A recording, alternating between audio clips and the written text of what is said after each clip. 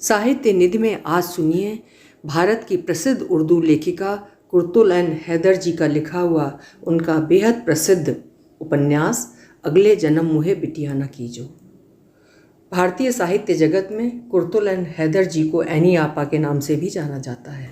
अगले जन्म मुहे बिटिया न कीजो मामूली नाचने गाने वाली दो बहनों की कहानी है जो बार बार मर्दों के छलावों का शिकार होती हैं।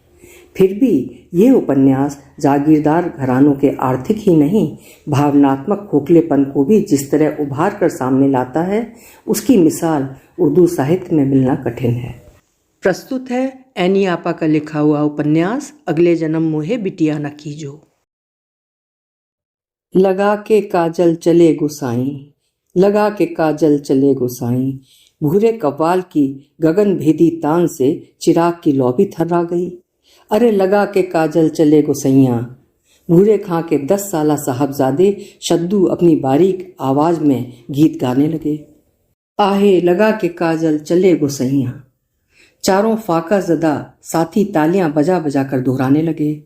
भूरे खां हारमोनियम पर सर निड़ुहाए तेज तेज उंगलियां चलाया किए, फिर सर उठाकर रोशन आसमान को देखा जिस पर 12वीं शब का चांद जगमगा रहा था। आसमान शाम रूपी रेगिस्तान का वह स्याह पोश राहिब अर्थात काला वस्त्र पहनने वाला पहुंचा हुआ फकीर है जो अपनी खानकाह की मेहराब में कंदील जलाए रखता है, लेकिन मुसाफिरों को रास्ता नहीं मिलता।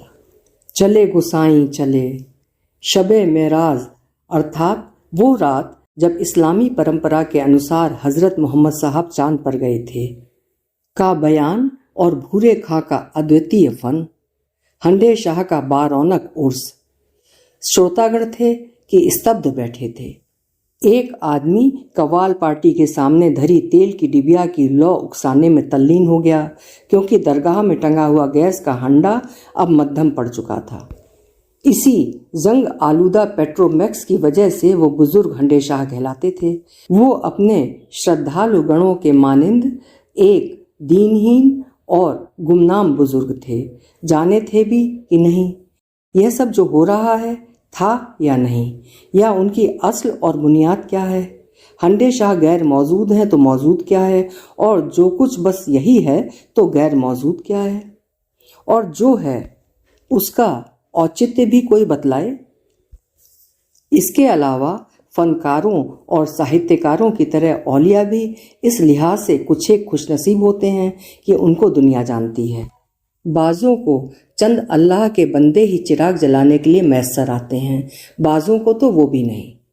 पीर हंडे शाह के गरीबा मऊ उर्स में आने वाले तेली जुलाहे कुंजड़े कसाई बड़भूजे काश्तकार खेत मजदूर झोपड़ों में जिंदगियां गुजार कर कच्ची कब्रों में दफन हुए खुदा के मकबूल बंदे यही हैं, जैसे वो बूढ़ी शरीफन बेवा लावारिस मुफलिस अनपढ़ जो दरगाह के पीछे चबूतरे पर नमाजे ईशा पढ़ रही है। बिस्मिल्लाहिर्रहमानिर्रहीम, ला इलाहा इल्लल्लाह मुहम्मद रसूल अल्लाह, अल्लाहु अकबर, अल्लाहु अकबर, कयाम रुकू कोमा सजदा काद रकू कोमा सजदा काद। इस औरत ने जिसे नमाज पढ़ना नहीं आती सारी उम्र जब भी कमर तोड़ मेहनत मजदूरी से मोहलत पाई अपने रब को इसी तरह याद किया। उसकी इकलौती जवान मासूम और प्रिय लड़की को ससुराल वालों ने गंडासे से मारकर हलाक कर दिया था और पुलिस को खिला पिलाकर मजे से दंदनाते हैं। शरीफन घर घर जाकर चक्की पीसती है और 4 आने रोज कमाती है। सबसे पहले जन्नत में वही जाएगी।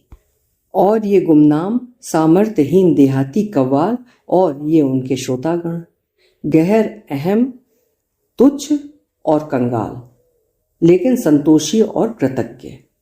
और उर्स के मेले के ये दुकानदार चुग्गी दाढ़ियों वाले तहमत पोश मैले दुपट्टों चांदी की बालियों और पैबंद लगे घुटनों वाली जवान और बूढ़ी औरतों जो अपने सामने टाट बिछाए बैठी हैं और उन पर थोड़ी सी खजूरें मूंगफली की ज़रा ज़रा सी ढेरियाँ रेवड़ी बताशे अनरसे गुड़ की भेलियाँ धरी हैं और एक एक टीन की डिबिया टिमटिमा रही है। यकीन जानो और ईमान ले आओ कि जन्नत के अधिकारी यही लोग हैं। एक सफ़ेद दाढ़ी वाले बड़े मियाँ हर माल मिलेगा 4 आने की आवाज़ लगा रहे हैं। उनकी दुकान फीतों में टके बुंदे, क्लिप, हारों और नकली घड़ियों पर आधारित है। मेले वालियां हैं कि इस डिपार्टमेंट स्टोर पर टूटी पड़ रही हैं। ये क्लिप का क्या भाव दिया? एक 9 उम्र लड़की जॉर्जेट का पुराना हरा दुपट्टा सर से लपेटकर उकड़ू बैठ जाती है। हर माल मिलेगा 4 आने बिटिया। लड़की दुपट्टे के कोने की गिरह खोलकर चवन्नी निकालती है, फिर एक हार को ललचाई नजरों से देखती है। आंटी में फकत 4 आने बाकी हैं, अभी जमीलुन के लिए भी तो कुछ खरीदना है।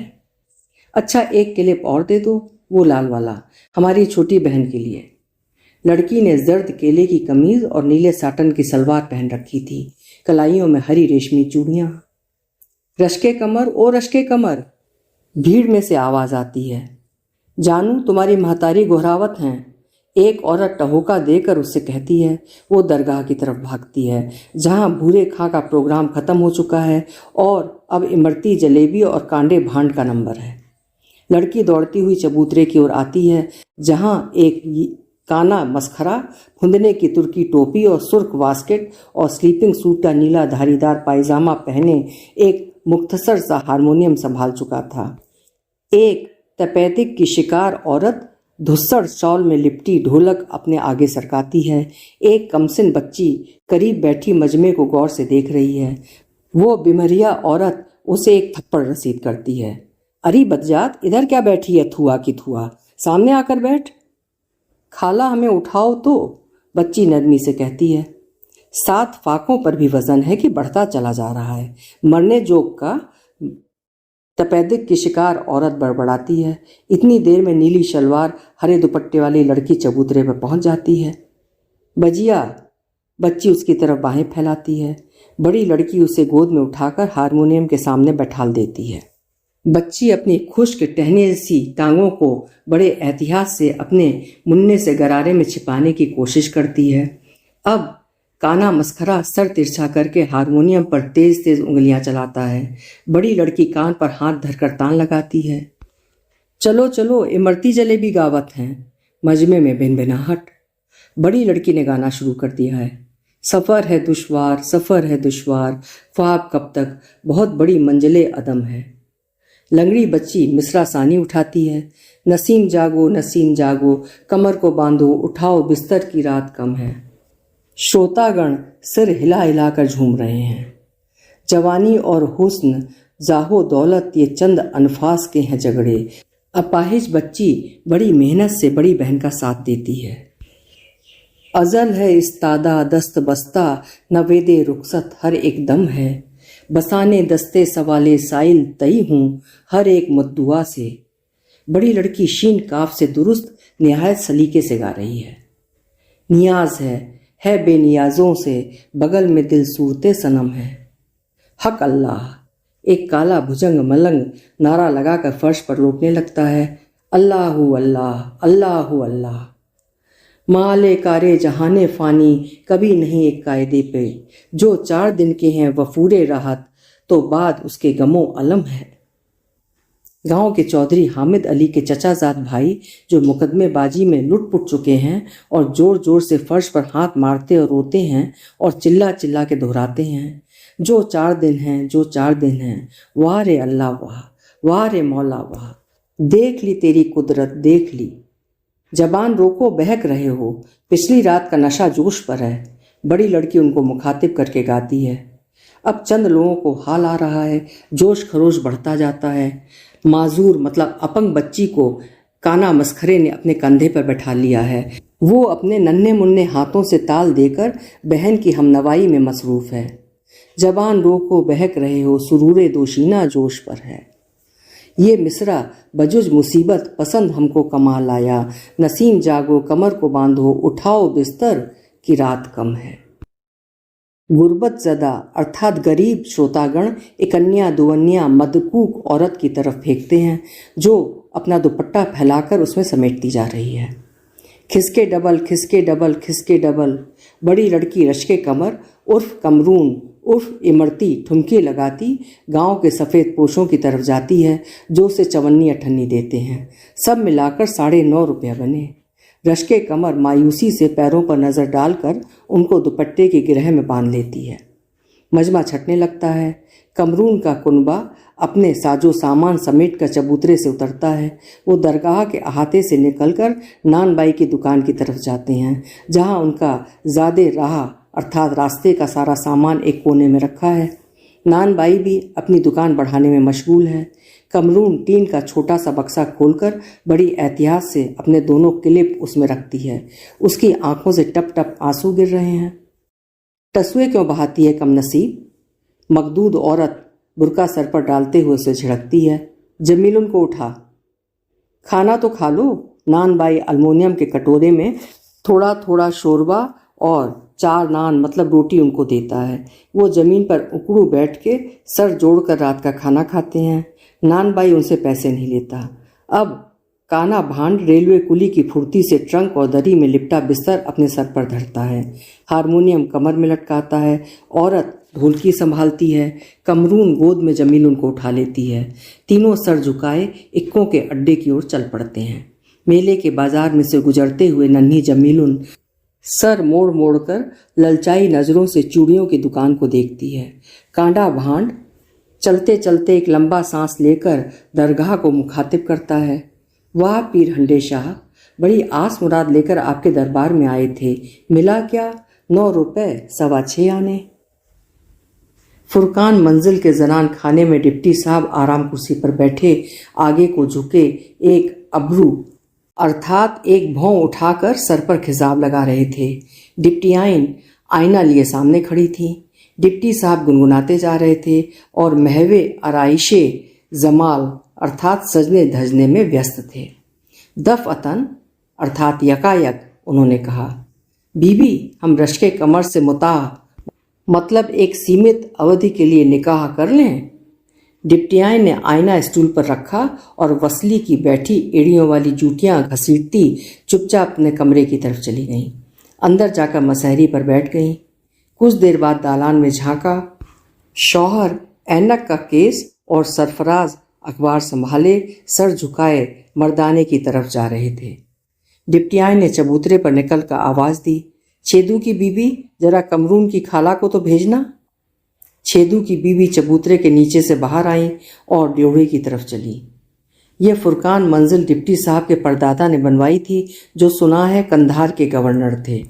डिप्टी साहब के विरोधियों का कौल था कि वाजिद अली शाह के अस्तबल में साइज थे। अब अल्लाह जाने। डिप्टियाइन पेट भर के कंजूस थीं। चबूतरे के नीचे का तहखाना 2-2 रुपए महीने किराए पर उठा रखा था। किराएदार औरतें फुरकान मंजिल में मुफ्त कामकाज करती। उनके लड़के वाले सौदा सुलफ लाते। मर्द फाजिर के वक्त बाहर निकल जाते, ठेले चलाते, पतंगे बनाते या यूं ही अवाई तवाई फिरते। फाटक के बाहर भी 4 कोठरियां किराए पर चढ़ी हुई थीं। उनमें से एक में रश्के कमर का कुनबा रहता था। कांडे खालू, सिड़न खाला, लंगड़ी बहन, हमा खाना आफताब अर्थात पूरा घर सूरज ही सूरज। अल्लाह तौबा, अल्लाह तौबा। छेदू की बीबी ड्योढ़ी से निकलकर गली में पहुंची। कोठरी के बाहर खालू हज्जाम की पेठी खोले बैठे थे। एक गाहक उनसे अपना सिर घुटवा रहा था। अंदर धुआंधार कोठरियों में कमरून की खाला हुरबुजी बेगम चूल्हा धोंक रही थीं।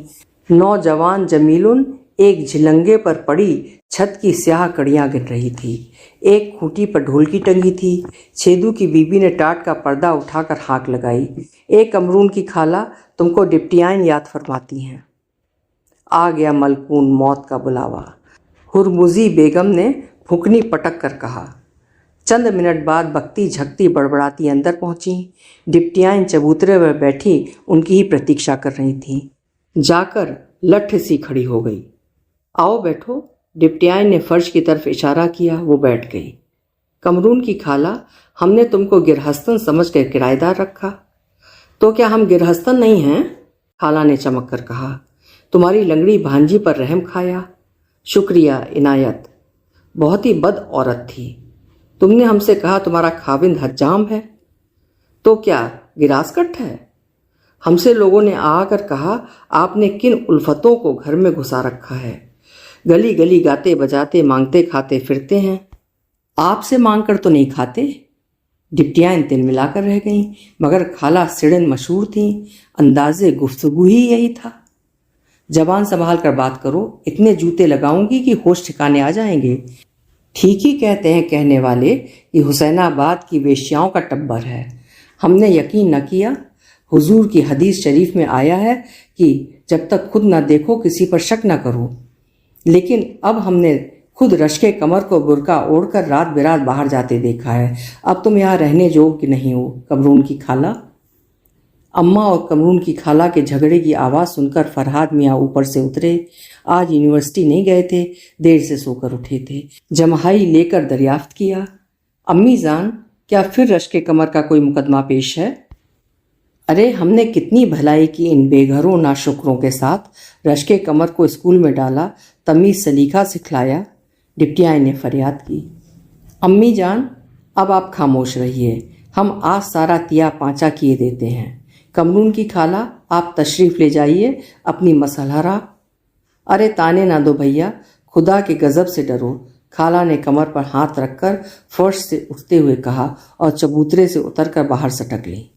फुरकान मंजिल के शाहपुर आगा सफदर हुसैन खान कंधारी छात्र एमए फारसी के कान में अपने किबला और काबा के रश्के कमर में अफलातूनी दिलचस्पी की भनक पड़ चुकी थी। गुस्से और शर्म से भिन्नाए हुए चबूतरे की सीढ़ियां उतरे।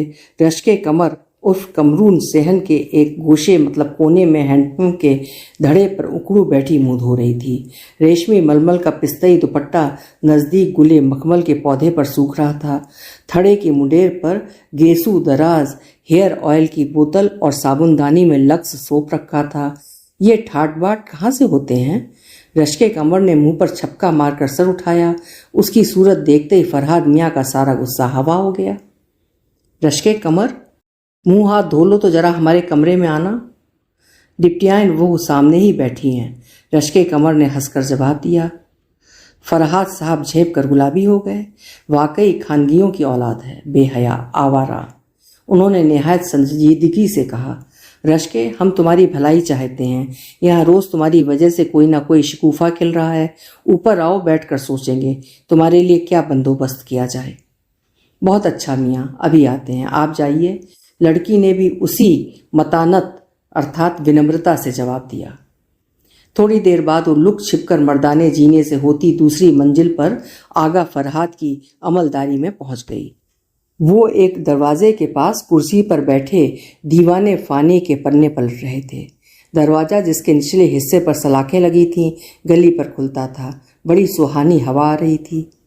जी फरमाइए, रश्के कमर ने कमरे में आकर बेबाकी से कहा। कमरून, फरहाद साहब ने किताब कश्मीरी तिपाही पर रखकर बात शुरू की। हम 2 साल से तुम्हें देख रहे हैं। तुम्हें यहाँ आए हुए 2 साल हो गए ना? पहले कोई शिकायत तुम्हारे खिलाफ सुनने में नहीं आई। अब जब स्कूल जाती रहीं, कश्मीरी मोहल्ले में अमन कायम था। भला तुमने स्कूल क्यों छोड़ दिया? वहाँ के ऊपर चंद साहबजादियों ने ऐतराज़ किया था। हमने कहा जाओ जहन्नुम में, हम कौन सा तुम्हारे साथ बैठकर पढ़ना चाहते हैं। रश्के कमर, बैठ जाओ। रश्के कमर कालीन पर बैठने लगी। नहीं नहीं, यहाँ बैठो। वो सोफे पर बैठ गई। आज हमें पूरा किस्सा बता दो। ये तुम लोगों ने क्या मिस्ट्री बना रखी है? मिस्ट्री क्या, राज। हमारे क्या राज होंगे साहब, राज तो बड़े आदमियों के होते हैं। हम बहुत छोटे कमीन लोग हैं। लाहौल विला कुव्वत। लेकिन अम्मी जान से मोहल्ले वालियां तरह तरह की बातें चढ़ रही हैं। सब सच कहती हैं। हैं? जी हाँ, हम में यही तो खूबी है कि हम झूठ नहीं बोलते। तुम लोग जब यहाँ आए तो कहा था कि गांव में कारोबार मंदा था, इसलिए शहर वापस आ गए। वो भी सच कहा था। हम लोग गांव गांव घूमते थे। खाला ने कहा जूतियाँ चटकाते चटकाते थक गए, अब शहर वापस चलो। यहाँ किसी ने बतलाया आपके शागिर्द पेशे में किराए के लिए कोठरी खाली हैं, यहाँ आ गए। गाना बजाना अलबत्ता छोड़ दिया, यहाँ उसकी गुंजाइश नहीं। घर घर रेडियो बज रहा है। खालू अपना पुराना काम करने लगे नाई का। सारे मोहल्ले की हजामत बनाते हैं। इसमें कौन लंबे चौड़े राज की बात है? अब तुम्हारा क्या इरादा है रश्के कमर, शादी नहीं करोगी? शादी क्यों? तुमको ताज्जुब क्यों हुआ? कायदा है जब लड़कियां बड़ी हो जाती हैं उनका ब्याह कर दिया जाता है। बड़ी बड़ी खानदानी लड़कियां आजकल माँ बाप के यहाँ बैठी सूख रही हैं। हम जैसों से ब्याह कोई अकल का अंधा ही करेगा। मियाँ आप भी क्या भोली बातें करते हैं, लाइए हमें दिखलाइए आप क्या पढ़ रहे थे। उसने किताब तिपाई से उठा ली, उसके पन्ने पलटे, एक गज़ल गुनगुनाने लगी। जरा जोर से, दरवाज़ा भेड़ दीजिए, नीचे सब आवाज़ जाती है। फरहाद ने उठकर सहन की तरफ खुलने वाले दरवाजे भेड़ दिए।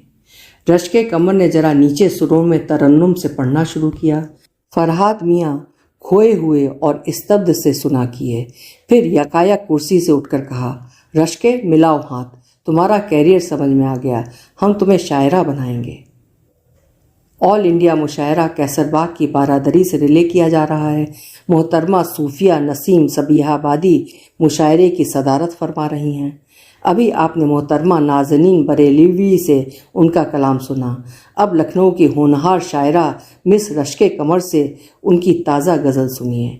आइए बहन रश्के कमर। मुशायरे के समापन पर रश्के कमर ने अपना लेडी हैमिल्टन का काला बुर्का उड़ा और पिछले दरवाजे से निकलकर गैलरी में पहुंची, जहां आगा फरहाद काली शेरवानी सफ़ेद पायजामे में मलबूस अपनी बयाज हाथ में लिए रेडियो स्टेशन के एक नौजवान अफसर सैयद साहब के साथ मौजूद थे। सैयद साहब ने हेडफोन उतारा, उनके आदमियों ने अपना अंगड़ खंगड़ समेटना शुरू किया। रश्के साहिबा, आपके तरन्नुम ने मुशायरा लूट लिया, सैयद साहब ने मुस्कुराकर कहा। रश्के कमर ने नकाब उलटकर तस्लीम अर्ज की। अब चुपके से निकल चलो, वर्मा साहब ने तुम्हारे लिए एक और प्रोग्राम बनाया है। आगा फरहाद ने उठते हुए कहा, वो प्रोग्राम कल बताएंगे। अच्छा भाई सैयद, कल तुमसे वर्मा क्या मुलाकात होगी। आगा फरहाद के साथ बाहर आकर रश्के कमर तांगे पर सवार हुई। तुमसे किसी ने सवालात तो नहीं किए? गैर ज़रूरी, फरहाद ने दरियाफ्त किया।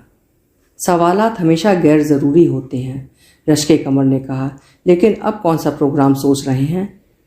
ये भी गैर ज़रूरी सवाल है, खामोश रहो और देखती जाओ, हम तुम्हारा कैरियर बना रहे हैं। तांगा पाटे नाले के एक मकान पर जाकर रुका। उसके दरवाजे पर भी टाट का पर्दा पड़ा था, लेकिन ये मकान फुरकान मंजिल की इस कोठरी से 1000 दर्जा बेहतर था। ड्योढ़ी के अंदर छोटा सा आंगन, खपरेल का बरामदा, अंदर 2 कमरे। ड्योढ़ी के पास पैखाना, दूसरी तरफ बावर्ची खाना, अमरूद के दरख्त के नीचे पानी का नल। रश्के कमर को मुशायरों से आमदनी हो रही थी, रेडियो पर गाने के प्रोग्राम मिल रहे थे। 6-7 महीनों में काया पलट हो गई। खालू अब किसी बढ़िया हेयर कटिंग सैलून में मुलाजमत करना चाहते थे, मगर हुरमुजी खाला ने मना कर दिया कि लोग कहेंगे मिस रश्के कमर के खालू नाई हैं। उनको फरहाद साहब ने एक दुकान में जल्दसाजी के काम पर लगवा दिया था।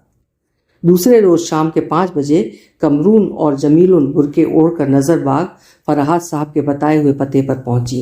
ऊपरी मंजिल की बालकनी में मियाँ फरहाद शराब आने की प्रतीक्षा कर रहे थे। इशारे से ऊपर बुलाया। जमीलुन के लिए नई बैसाखी आ गई थी, मगर उसे जीना चढ़ने में दिक्कत होती थी।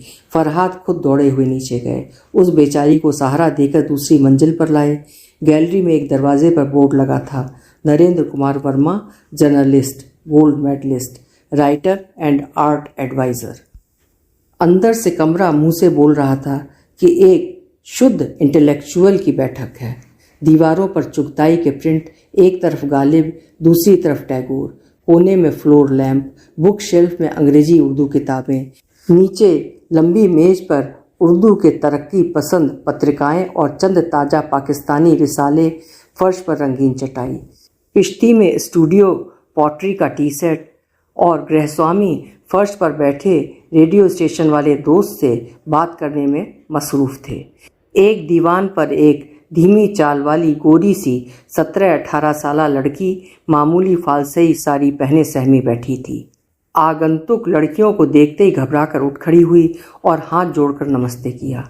साहिबे खाना फौरन खड़े हो गए। कमरून जमीलुन को बड़े तपाक से तस्लीमात अर्ज की और टोकरी नुमा निहायत आर्टिस्टिक कुर्सियों पर बैठाया। वर्मा साहब आगा फरहाद से उम्र में चंद साल बड़े थे।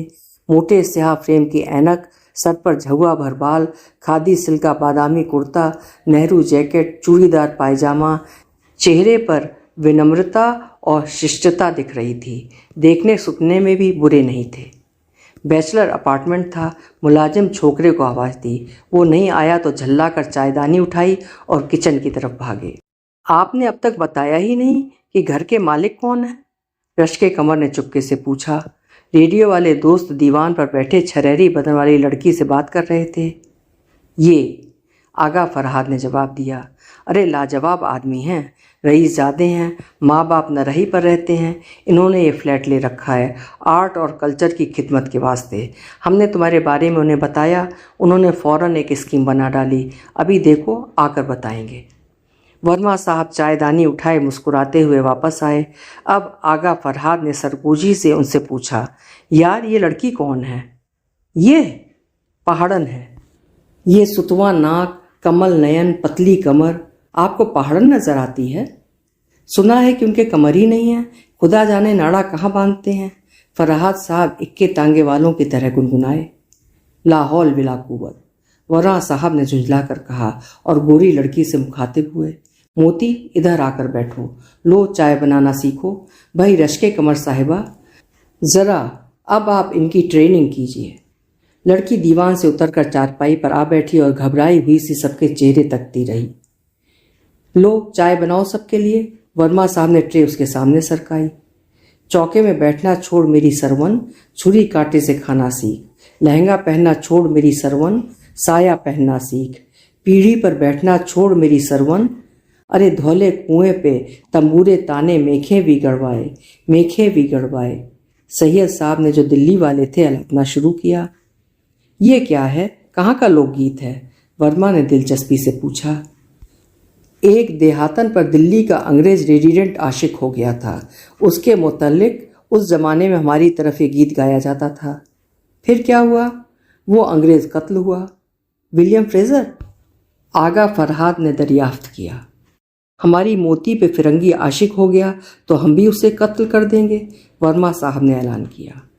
साहब ये कत्ल खून की बातें ना कीजिए, बदशगुनी है, रश्के कमर बोली। भाई सुनो, वर्मा साहब ने सैंडविचेस सर्व करते हुए फरमाया। पिछले हफ्ते हम वालिदा को लेकर गए थे अलीगंज के मेले। वो बेचारी हनुमान जी के मंदिर जा जाकर हमारे लिए मन्नतें मानती हैं कि हम राहे रास्त पर आ जाएं, यानी अपना घर बसाएं। अब खुदा की कुदरत देखिए कि वालिदा तो गई मंदिर के अंदर, हम जरा कैमरा लेकर निकले बराए मटर गश्त तो आप नजर आईं। एक पेड़ के नीचे खड़ी कजरी गा रही थीं, पूरी टोली साथ थी। कयामत की आवाज़ है। बस रश्के कमर साहिबा आपके तोड़ पर है, हमने आपको रेडियो पर कई दफ़ा सुना है। तो आप उनको पटा कर यहाँ ले आए? रश्के कमर ने बेतकल्लुफ़ी से हंसकर कहा। बड़ी मुश्किल से, खासुल खास जिला फैजाबाद की पात्र हैं। और वालिदा को मालूम हो गया तो? आगा फरहाद ने पूछा। अभी तो उन्हें कुछ इल्म नहीं है, हम क्या करें, बजरंग बली की मर्जी यही थी। अच्छा भाई सुनो हमारी स्कीम, हम एक स्विंग बर्ड्स क्लब कायम करते हैं। आप तीनों बाहैसियत लोकगीत एक्सपर्ट उसके स्टार्स, शहर में प्रोग्राम करेंगे, टूर पर जाएंगे, स्विंग बर्ड्स क्लब उड़ जाएगा। हम ऑर्गेनाइज़र आदमी हैं, भला के एफिशिएंट। कल हम आर्ट स्कूल के इसके लेटर हेड का नमूना भी बनवा लाए, देखिए। उन्होंने काफ़ी टेबल के नीचे खाने से एक कागज़ निकाला जिसकी पेशानी पर लिखा था swing birds club, managing director NK Verma. कोने में आम का दरख्त, उस पर चिड़िया, नीचे एक लड़की बैठी तंबूरा बजा रही थी। सबने बारी बारी उस कागज़ का मुलाहिजा किया। जब चिड़िया हैं तो लड़की की क्या ज़रूरत है? आगा फरहाद ने एतराज़ किया। भाई आगा साहब, ये बारीकियाँ तुम्हारी समझ में नहीं आएंगी। तुम जाके हींग बेचो। और सुनिएगा, इनका नाम था मोती, हमने रखा है सदफ आरा बेगम। मोती? वर्मा साहब ने लड़की को पालतू बिल्ली की तरह मुखातिब किया। मोती कहो सदफ। सदफ, लड़की ने दोहराया। अरे भाई सदफ, फे से, सदफ फे से, खुदा रक्षा करे, कहो सदफ आरा बेगम, सदफ आरा बेगम। वर्मा साहब ने एक लंबी सांस ली। खैर, अल्लाह मालिक है।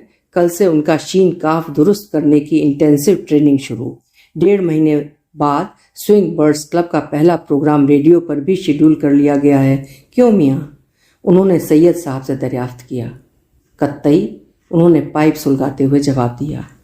अब वर्मा साहब जमीलुन की तरफ ध्यान आकर्षित हुए, जो उस दौरान में चुपकी बैठी गौर से सबकी गुफ्तगू सुन रही थी। वर्मा साहब ने उसे बड़े ध्यान से देखा, फिर यकायक चुटकी बजाकर बोले, कुमारी जलबाला लहरी। कौन हम?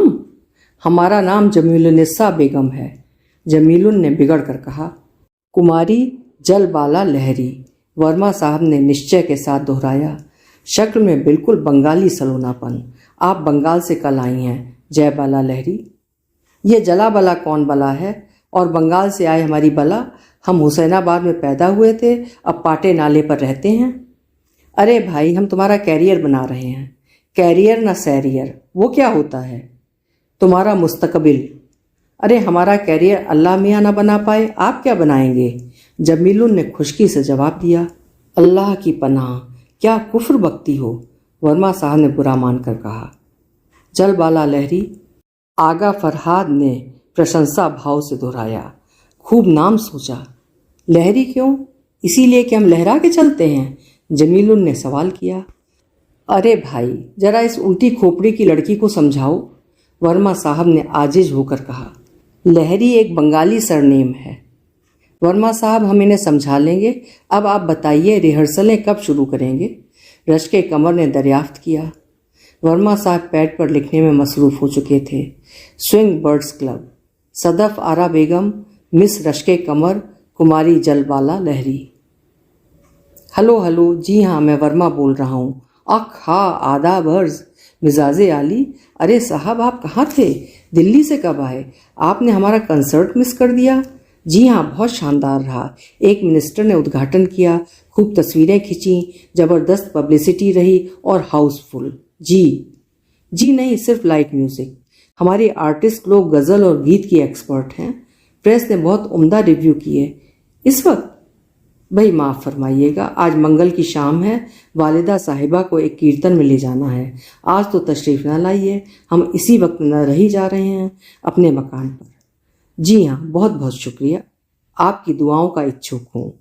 अगले इतवार को। बहुत खूब, आदाब अर्ज। वर्मा साहब ने फ़ोन का रिसीवर रखकर एक गहरी सांस भरी, आकर दीवान पर गिर गए और फरमाया, माएँ ही आड़े वक्त पर काम आती हैं। अम्मा, क्यों इतना सफ़ेद झूठ बोलते हो? दोनों वक्त मिल रहे हैं, कहने लगे। वालिदा साहब को कीर्तन में ले जाना है, फरहाद ने चटाई पर लेटे लेटे कहा। कौन था? एक महाबोर। प्रोग्राम की कामयाबी की दाद देने आ रहे थे और हमने टाल दिया। अरे भाई, सदफ आरा, वर्मा साहब ने आवाज़ दी। सदफ आरा किचन में कचालू बना रही हैं, रश्के कमर ने कहा। वो कुर्सी पर बैठी एक रिसाले की वरक गर्दानी कर रही थी। सदफ आरा ने आज तुम लोगों के लिए बढ़िया खाना बनाया है, वर्मा साहब बोले। बहुत भली लड़की है, कमरूम ने कहा। वर्मा साहब जोश में आकर उठ बैठे। तुम तीनों बहुत भली लड़कियां हो। सुनो रश्के कमर, हमने एक और स्कीम बनाई है। अल्लाह खैर करे। बात सुनो, हम एक उर्दू रिसाला निकालेंगे, कल ही जाकर डिक्लेरेशन दाखिल करते हैं। इसका नाम सोच लिया है, गौहरे शब चिराग। सुभान अल्लाह, फरहाद ने कहा। सदफ आरा बेगम और गौहरे शब चिराग, आपका जवाब नहीं। और पहले अंक में एक लेख लिखेंगे रश्के कमार के बारे में। ये देखो, उन्होंने कागज़ पर जल्दी जल्दी कुछ घसीटा और कागज़ रश्के कमर को पेश किया। मुमकिन उन्वान, रश्के कमर की शायरी, रश्के कमर का नज़रिया ए फ़न, रश्के कमर का फ़लसफ़ा ए हयात, अर्थात रश्के कमर का जीवन दर्शन। रश्के कमर के साथ एक शाम, रश्के कमर के शबो रोज़, अर्थात रश्के कमर के रात और दिन। आगा फरहाद ने कागज़ लेकर पढ़ा और बोले, ये आखिरी उन्वान हमें पसंद आया। आप लोगों को हमारा मजाक उड़ाते शर्म नहीं आती? रश्के कमर ने उदासी से कहा। मजाक? कमाल करती हो, हम तुम्हारा अदबी कैरियर बना रहे हैं, वर्मा साहब ने संजीदगी से इरशाद किया। जमीलुन सोफे पर लेटी थी, बैसाखी के सहारे उठने की कोशिश की। वर्मा साहब और आगा फरहाद दोनों उसकी मदद के लिए लपके। अचानक जमीलुन सर झुकाकर रोने लगी।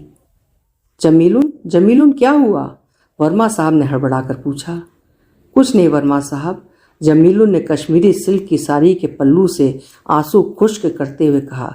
हमें अभी अभी एक ख्याल आया कि क्या कि हमने ज़िंदगी में कभी सुख चैन देखा ही नहीं। अब जो अचानक ही हमारा माहौल बदला है, इसमें कोई धोखा ना हो। बजिया तो सख्त जान है, हम नहीं हैं। कैसी बातें करती हो भाई जमीलुन? वर्मा साहब ने अत्यंत साफ दिली से कहा।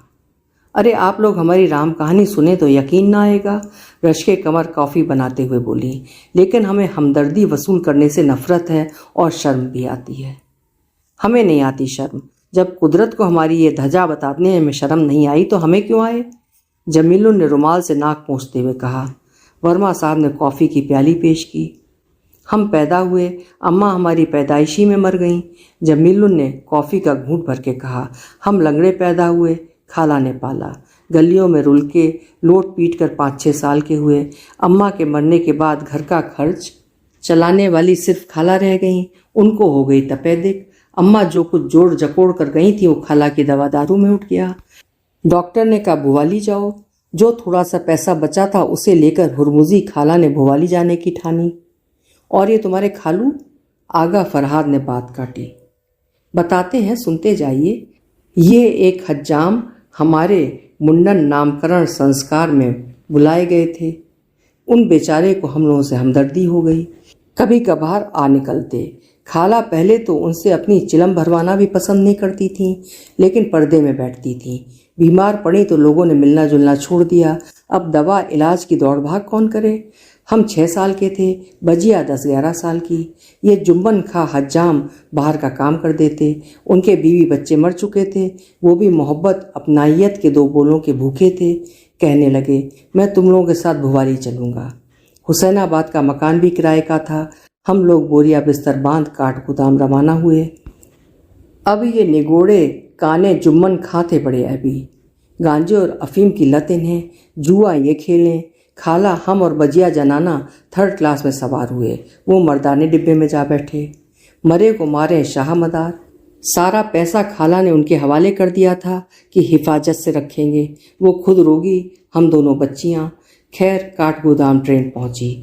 हम लोग उतरे तो जुम्मन खां अपने डिब्बे से उतरकर धाड़े मार के रोने लगे। बोले रात को सोते में किसी ने जेब काट ली। खाला ने हाहाकार मचा दिया। ऐबी, बदजात, भांड, शोहदे, किसी मुसाफिर के साथ ताश खेलने बैठा होगा, सारी रकम हार गया। उन्होंने एक छोटी कुरान शरीफ हाथ में लेकर कसम खाई कि किसी जेब कतरे ने बटुआ पार कर दिया। उन्होंने जुआ नहीं खेला।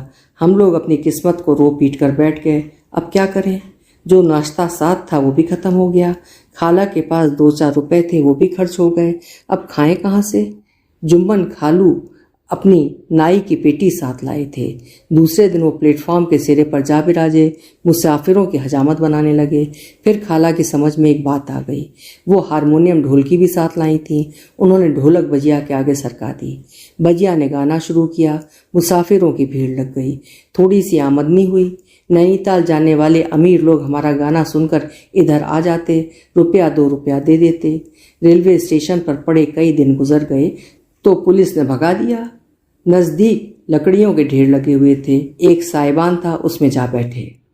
काठ गोदाम भी आधा नैनीताल समझो। खाला की तबीयत बेहतर होने लगी। जरा दम आया तो किसी ने जुम्मन खां से कहा आसपास के गांवों में गा बजाकर काफ़ी कमा सकते हैं। हम लोग लारी में बैठकर हल्द्वानी पहुंचे, फिर वहां से और आगे तराई के इलाके में घूमने लगे। अफजलगढ़, लाल डांग, कालागढ़, वहां बाग बघेलों की बहुतायत थी। रात को हम लोग किसी जंगल के रास्ते से गुजरते, शेरों के दहाड़ने की आवाज़ आती। अक्सर खाला मुझे कोसती, कमबख्त कोई शेर आकर इसे नहीं खाता।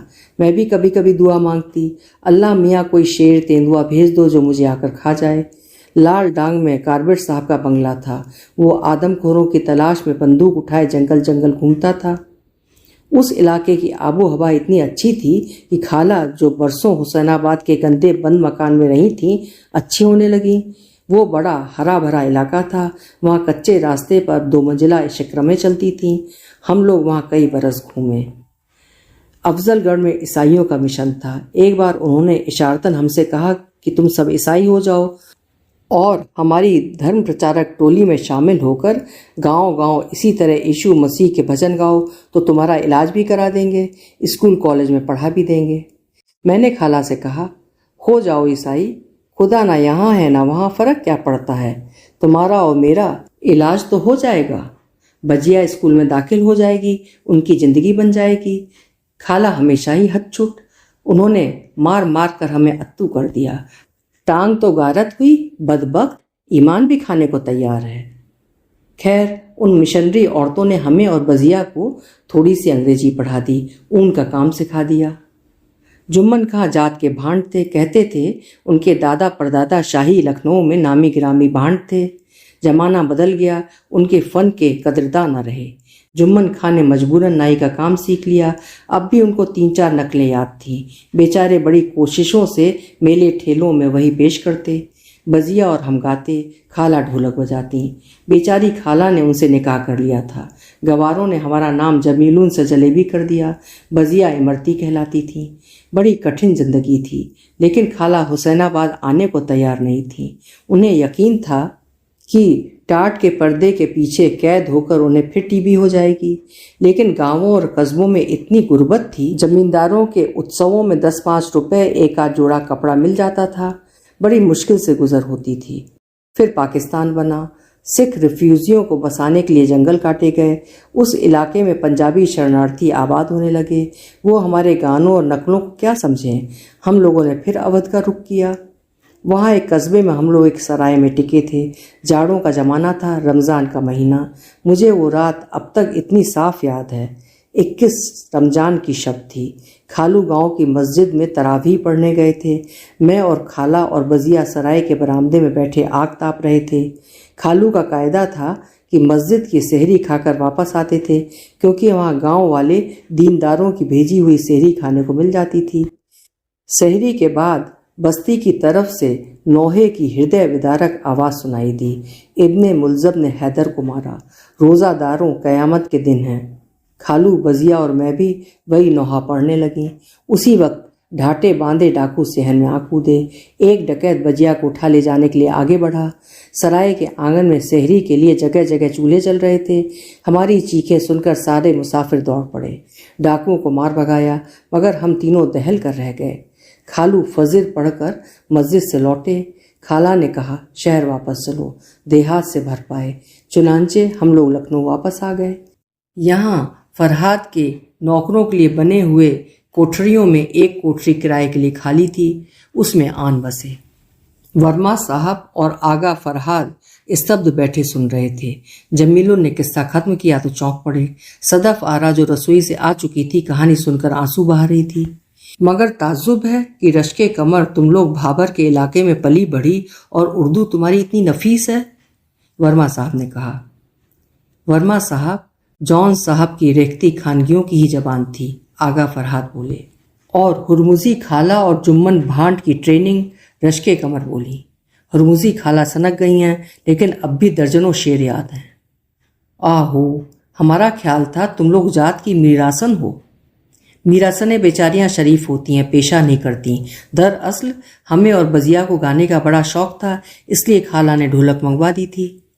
पर्दा नशीन खानगियाँ गाती बजाती नहीं हैं, हमसे पूछिए। अच्छा एक बात बताओ कमरून, औरतें खानगियाँ क्यों हो जाती हैं? यह भी निहायत गैर जरूरी सवाल है आगा साहब, गोया आप तो जानते ही नहीं। रश्के कमर ने उकता कर जवाब दिया। इंसान पेट की खातिर सब कुछ करता है, शराफत फराफत सब धरी रह जाती है। ज्यादातर खानगियाँ सफ़ेद पोश घरानों से ताल्लुक़ रखती हैं। खुद हमारे नाना बेहद शरीफ बेहद गरीब आदमी थे, वो मरमरा गए। अम्मा को उन्होंने जिस शरीफ आदमी से ब्याह दिया था, वो किसी महामारी में चल बसे। हमारे बाप, हम 1.5 बरस के थे।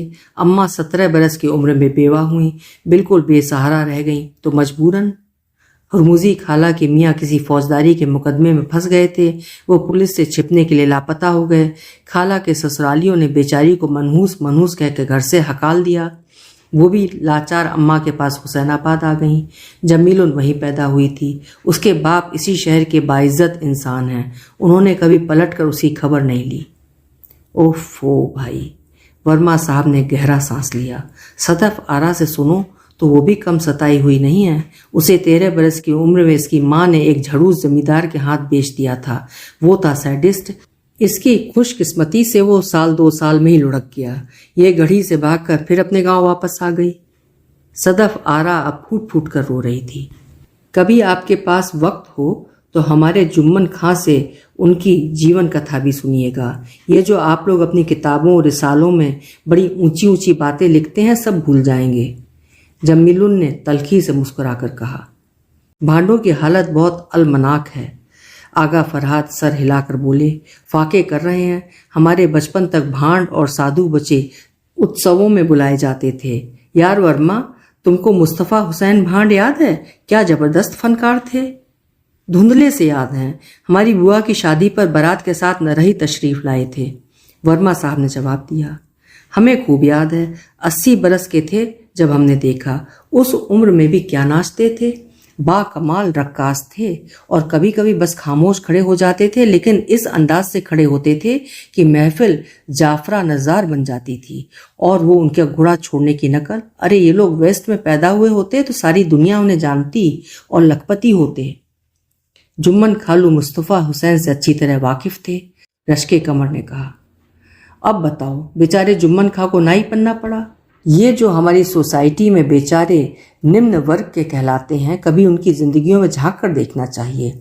हमें तो शोहदों पर बहुत तरस आता है। सारी उम्र मुर्दे उठाना, शादियों में निछावर के पैसे लूटना, अजीबो गरीब गालियां देना, यही उनकी जिंदगी है। और ये इसी तरह अपना पेट पालते हैं। और कब्र खोदने वाले और मुर्दों को नहलाने वाले। आगा फरहाद ने कहा, भाई अब ज़्यादा डिप्रेस ना करो। वर्मा साहब उदासी से बोले। और अब स्विंग बर्ड्स क्लब। जमीलुन ने उसी तलखी से जवाब दिया। लाल बाग की एक नई इमारत की गैलरी में बोर्ड, दफ्तर swing birds enterprises private limited, managing director NK Verma, ground floor. Swing birds school of light music, principal Sadaf Ara Begum, vice principal Kumari Jal Bara Lahari, first floor. Gauhare Shab Chirag, Urdu quarterly, devoted to life and literature. Patron Agha Farhad Kandhari, editor NK Verma, assistant editor miss Rashke Qamar Lakhnavi, first floor. Swing birds dance and drama group, first floor. Residence managing director Shri NK Verma, second floor. Shri NK Verma अपनी नफीस शयनगाह में मसहरी पर अधलेटे गोहरे शब चिराग का संपादकीय लिखने में मशगूल हैं। सदफ आरा बेगम एक पतिव्रता स्त्री के मानिंद पाइती बैठे उनके पांव दाब रही हैं। पहर का वक्त खुदा अपनी जन्नत में है और दुनिया में हर तरह से खैरियत। वर्मा साहब, ए वर्मा साहब, हम ई कहित रहें कि हम ये कहते हैं कि अब कमरून का हुई।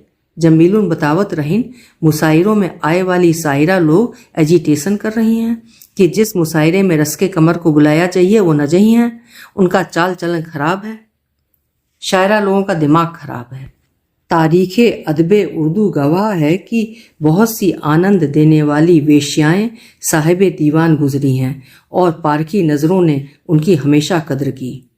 का अरे यार, तुम हो गदहिया, अकबक मत करो, हमें मजमून लिखने दो। वर्मा साहब, हम एक बारी सपना देखे रहीन कि तुम हमसे ब्याह कर लिहिन हो और आगा फरहाद रश्के कमर से। उस रात तुम खाना बहुत खाकर सोई होंगी। पर कुछ जमाना उन्होंने आगा फरहाद के साथ अच्छा बिता लिया। मुसायरों में दूर दूर तक बुलाई गई।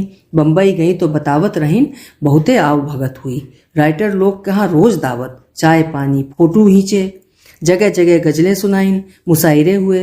हर जगह फरहाद साहब और रस्के कमर, फरहाद साहब और रस्के कमर धूम मचाई। जी हाँ, और जब साहबजादे लखनऊ वापस आए तो डिप्टी डिप्टियान ने वो जूतेकारी की, लगाए 50 और गिना 1। उसी महीने बांध बूंद कर ब्याह कर दिया। यही तो गजब भवा। क्या गजब हुआ? माँ बाप की तय की हुई लड़की से ब्याह ना करते? अरे तुम मर्द लोग हो बड़े हरामी। हम तो सब जानते हैं, जब फरहाद डंके की चोट पर रस्के कमर से 2 बोल पढ़वा लेते। ज्यादा टर ना करो, तुम भी हमारे साथ यही करोगे, हमें मालूम है। जहां तुम्हारी माता कहेंगी उसी कुंवारी कन्या, सुपुत्री, राजकुमारी, सौभाग्य लक्ष्मी के साथ फेरे डालोगे। देखो सदफ, हमारा भेजा मत खाओ, जाकर सो रहो। भूल गई तुम कौन थी, क्या से क्या बना दिया, नामवर आर्टिस्ट। अब और ज्यादा ऊंचे ख्वाब ना देखो भाई। मेले ठेलों में गाने वाली मोती को सदफ आरा बेगम में तब्दील कर दिया, फिर भी चाओ चाओ। नाम बदलने से किस्मत थोड़े बदल जात है। जमीलुन का नाम बदलने से क्या उनकी रेखा बदल गई? वैसे ही पड़ी झीक रही है खाट पर। हम जात के हिंदू, तुमने हमें बनाया सदफ आरा बेगम, जमीलुन को कर दिया जलबाला रहरी। उससे क्या फर्क पड़ा? अरे जो भगवान के घर से लिखवा कर लाया है वही भोगेगा। अजीब पागल औरत है। अरे भगवान की ना इंसाफी का कोई ठिकाना है। रस्के कमर के यहाँ 4 बरस में 2 ठो लड़के और फरहाद साहब के यहाँ 3-3 बेटियां। भगवान का जो काम देखो उल्टा। इतने जमाने से संसार चलाते चलाते गड़बड़ा गए हैं। अरे सुनो वर्मा साहब। क्या है यार, वर्मा साहब ऊँघ रहे थे। जब नादिर पैदा हुए हमने कमरून को समझाया था ये बड़े हो जाएं तो आगा फरहाद पर दावा कर देना, इतनी बड़ी जायदाद के मालिक हैं, कुछ तो मिल जाएगा। वो तौबा तिल्ला करने लगी कि ऐसी बात ही ना फिर न कहना। उस बेचारे के मरने के बाद फरहाद साहब ने कमरून का 200 रुपया बांधा। ये भी उल्टी बात। अब जौन आफताब पैदा भये तो उनका 400 रुपया नहीं करने का चाहिए। अरे चुगद, आफताब उनका लड़का नहीं है। वो तो हमऊ जानत हैं। वो जौन आर्टिस्ट पंजाब से आया रहा ओका है। आए भी वो गए भी वो, खत्म फसाना हो गया। आगा फरहाद तो मिलते तो जुलते हैं नहीं, बीबी से डरत हैं, हमदर्दी में वजीफा देते हैं तो हमदर्दी में 200 और बढ़ा दें। उनके पास पैसे की कोई कमी है और कमरून बेचारी की हालत बहुत खराब है। ए वर्मा साहब सोए गईन? वर्मा साहब अब खर्राटे ले रहे थे। सदफ आरा बेगम उठकर रसोई की तरफ जा रही थी जब कॉल बेल बजी। जाकर ड्राइंग रूम का दरवाजा खोला। एक लंबा तड़ंगा खुश शक्ल गोरा चिट्टा अजनबी नीला सूट पहने खड़ा मुस्कुरा रहा था। अपना नाम बताया। सदफ आरा ने अंदर जाकर वर्मा साहब को जगाया। ए वर्मा साहब उठो, वो आए हैं, आगा शब्देग। बजिया बहुत बन ठन के चलें, आगा शब्देग ने बुलाया है। जमीलुन तुम सदफ की नकल के जाहिलाना बातें ना किया करो। हम आगा शब आवेज हमदानी के साथ आन पिक्चर देखने जा रहे हैं। शब आवेज नाम ही अनोखा है, खालिस ईरानी नाम है और हमदान से उनके बाप कलकत्ते आन बसे थे। शकरदान, चायदान, हमादान, माकूल। बस जरा ये ख्याल रखना कि कहीं ये भी चूना ना लगा जाए। ईरानी हैं, हद से हद मुता मतलब एक निश्चित टाइम के लिए निकाह करके छोड़ देगा। काली जबान, थू थू। निकाह करेगा? हाँ कह चुका है। निकाह के लिए तैयार है? जमीलुन खुशी के मारे उठ बैठी।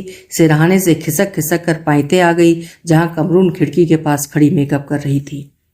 कल शाम कह रहे थे यहां से जाते ही खत लिखेंगे, ठीक 2 महीने बाद बुला लेंगे। कलकत्ते? नहीं, उनकी बिजनेस कई जगह फैली है, कराची, तेहरान, लंदन। अभी तो कराची जा रहे हैं। वर्मा साहब उनसे अच्छी तरह वाकिफ हैं। वर्मा साहब के पास ही तो आए थे अपनी बिजनेस के सिलसिले में। सदफ मुझे रेडियो स्टेशन पर मिली, कहने लगी एक आगा कलकत्ते से आया है, बहुत अमीर है और छड़ा है, शायद निकाह कर ले। मौसीकी का बड़ा शौकीन है। बेचारी ने दूसरे रोज ही स्विंग बर्ड्स क्लब का प्रोग्राम रखा।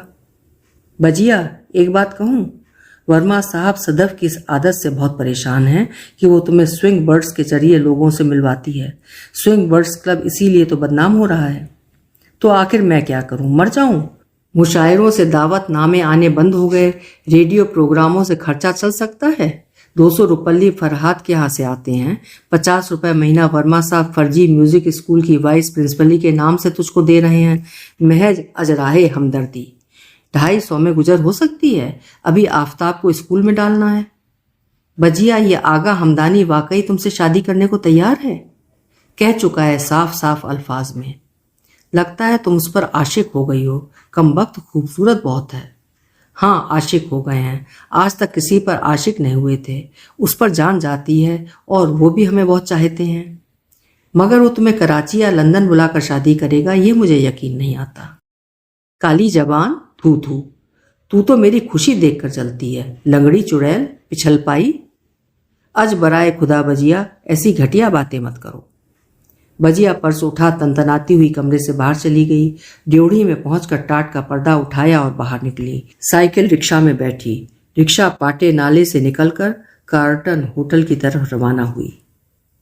ओरे विधाता बिनती करूं तोरी पैया पढ़ूं बारंबार, अगले जन्म मुहे बिटिया न कीजो, चाहे न रख दीजो डार।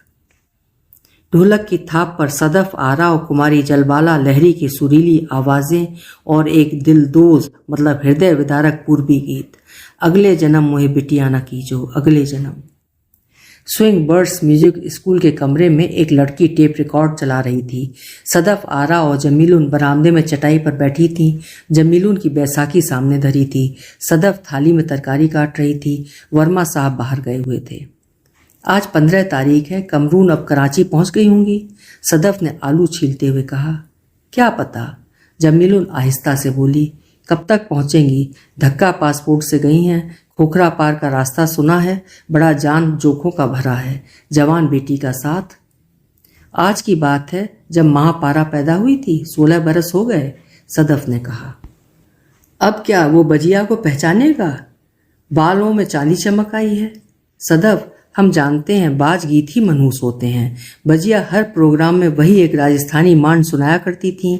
सावन बीत हो जाए, आली जहा बेगी आवदरे, आली जहा बेगी आवदरे।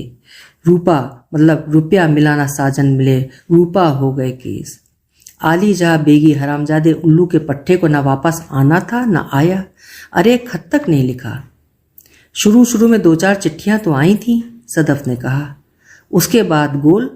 बजिया ने कितने खत लिखे, हर पते पर, कराची, तेहरान, लंदन। 17 बरस डाकिए की राह देखते गुजार दिए। सुबह शाम दरवाजे पर जाकर डाक का इंतजार करती, हमसे बार बार पूछती, कोई डाक आई, कोई तार आया। 17 बरस, इतना बड़ा इंतजार, बहुत बड़ा इंतजार, सदफ ने दोहराया। जब महापारा पैदा हुई थी, याद है, वर्मा साहब ने फट से उसका नाम तजवीजा था। माहदुख्त की ईरानी की बेटी है, उसका नाम माहदुख्त, और एक नाम अमरापाली रखा था। एक ईरानी नाम रखो, एक हिंदुस्तानी, और जब बाप के पास जाकर रहेगी इंग्लैंड तो एक इंग्लिश नाम वहां रख लेगी। जमीलुन अथाह तलखी से हंसी।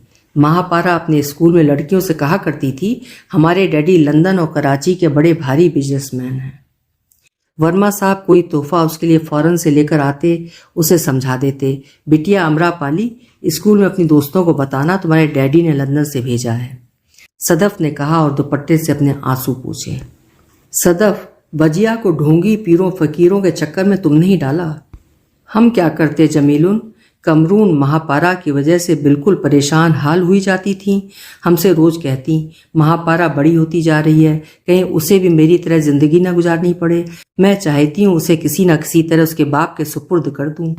जमीलुन तो खुदा ही को नहीं मानती, उससे क्या कहूँ, तुम किसी पहुंचे हुए बुजुर्ग के पास ले चलो। ये तो अब की बात है, जब महापारा 3 साल की थी तब कमरून एक शाह साहब के पास गई थी, हमें भी साथ ले गई थी। उनकी बहुत धूम सुनी थी। उन्होंने कमरून से कहा, तुम्हारे ऊपर किसी दुश्मन ने जादू कर दिया है, रास्ते बंद कर दिए हैं, तुम्हारे बाल कहीं दफन किए गए हैं, 300 रुपया तो कब्रिस्तान में 3 दिन अमल करेंगे। हम तो सुनकर डर गए। हमने कमरून से कहा, वापस चलो। हम तो आ गए, मगर वो फिर पहुंची उसके पास। उससे मायूस हुई तो दूसरे आमिलों के पते ढूंढ ढांड कर खुद जाने लगी। कितना रुपया बर्बाद किया। तुमसे डरती थी, तुम्हें क्या बताएं। हमने बहुत समझाया मगर वो मानी ही नहीं।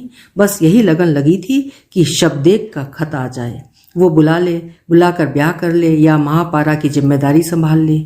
सारे पीर फकीर नजूमी रम्याल उन्हें यही आस दिया किए। आज से 21वें दिन खत आवेगा, आज से 7वीं रात वो ख्वाब में आएंगे, आज से 40वें दिन खत आवेगा। सनीचर की 7:30 है, वो खत्म होगी तो मुराद पूरी होगी। अरे कितना सैकड़ों हजारों रुपया खिला दिया उन ठगों को, मगर आस न टूटी। इस पीर गर्दी में बजिया ने अपने जेवर भी बेच डाले। पूरा एक सेट बनवा लिया था जड़ाऊ, एक जोड़ा कड़े ठोस। तुम्हारे साथ जाकर तो बनवाए थे। हमने ये देखा कि कहीं जाती हैं तो गहने नहीं पहनती। हमने पूछा तो कहने लगी, महापारा के लिए बैंक के लॉकर में रख दिए हैं। अब उनके पाकिस्तान जाने के बाद खबरें मिल रही हैं कि सारे गहने बेचकर एक ठग पीर फुलफुल शाह बिल्लियों वाले को खिला दिए। वो बरसों से उनके लिए बहुत लंबे लंबे अमल कर रहा था। एक बात है जमीलुन, उन्हीं फुलफुल शाह ने उनको कराची जाने की राय दी। कहाँ रहता है? मेरा बस चले तो जेल भिजवा दूं। बख्शी के तालाब पर रहता था, अब गायब है। हमसे एक रोज कमरून ने आकर बहुत खुशी खुशी बताया कि फुलफुल शाह कहते हैं लड़की को लेकर पाकिस्तान चली जाओ। हमने जायचा बनाया है, मतलब जन्मपत्री बनाई है। उसके सितारे तगड़े हैं, कराची पहुंचते ही सारी मुरादें पूरी होंगी। महबूब का सर तुम्हारे कदमों पर होगा। अब हम तो ये कहते हैं जमीलुन, हो सकता है कराची में शब्देक से मुलाकात हो जाए, अपनी लड़की को देखकर ही उन्हें दया आ जाए, और कुछ नहीं तो महापारा के नसीब भी अच्छे निकलें, उनका वहाँ ब्याह हो जाए। हम तो दोनों जब से गई हैं रोज दुआएं मांग रहे हैं, कभी कभी भगवान सुन भी लेते हैं।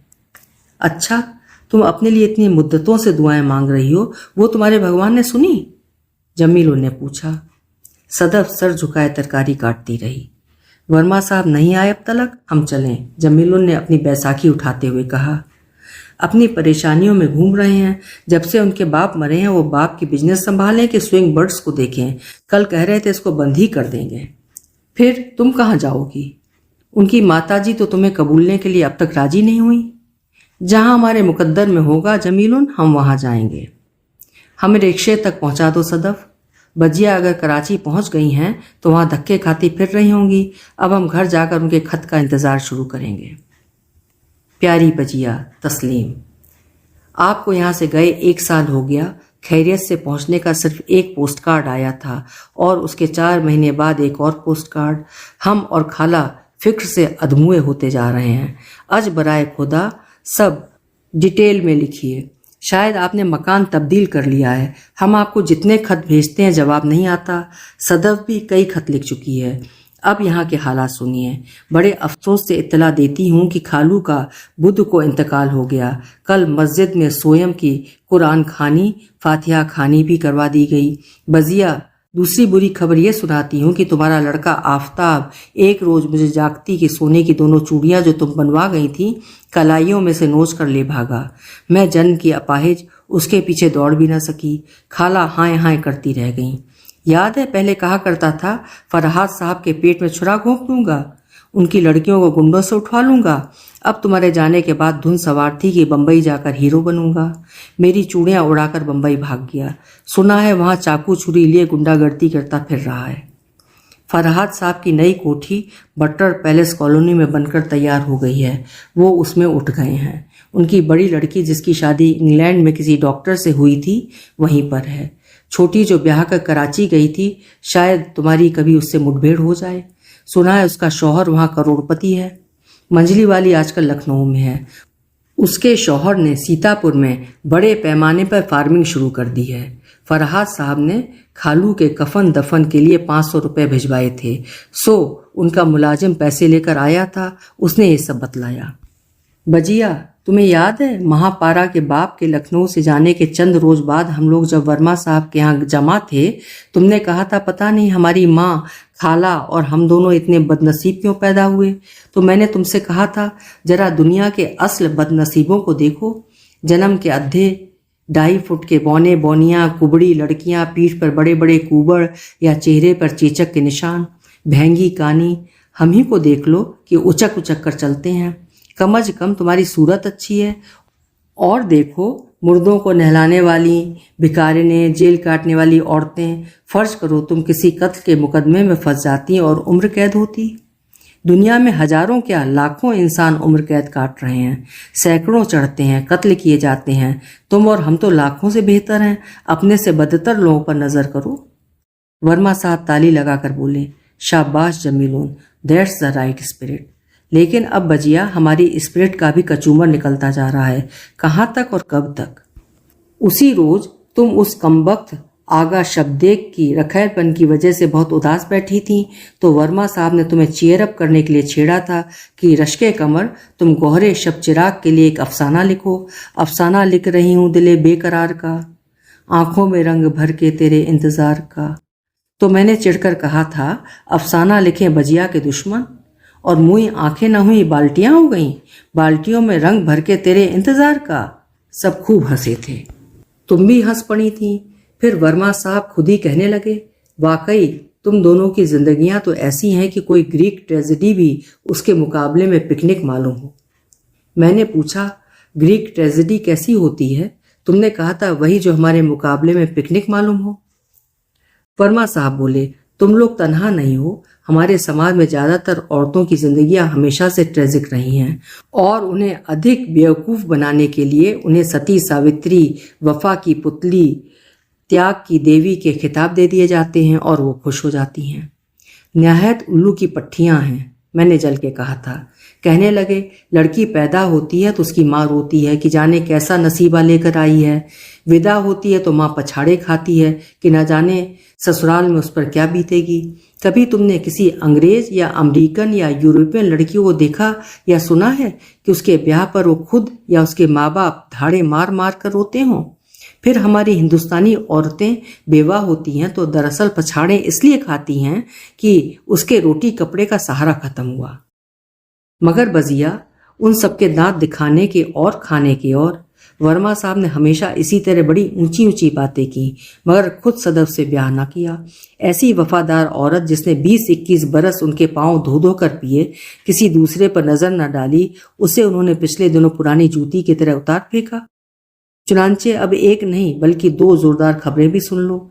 श्री नरेंद्र कुमार वर्मा को एक दौलतमंद गुजरातन लेडी डॉक्टर ने अगवा कर लिया।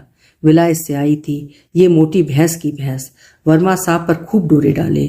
बहुत अमीर औरत है, बाप अहमदाबाद में मिल ओनर है। वर्मा साहब की स्विंग बर्ड्स एंटरप्राइजेज पर अब तकरीबन ठप हो चुकी है।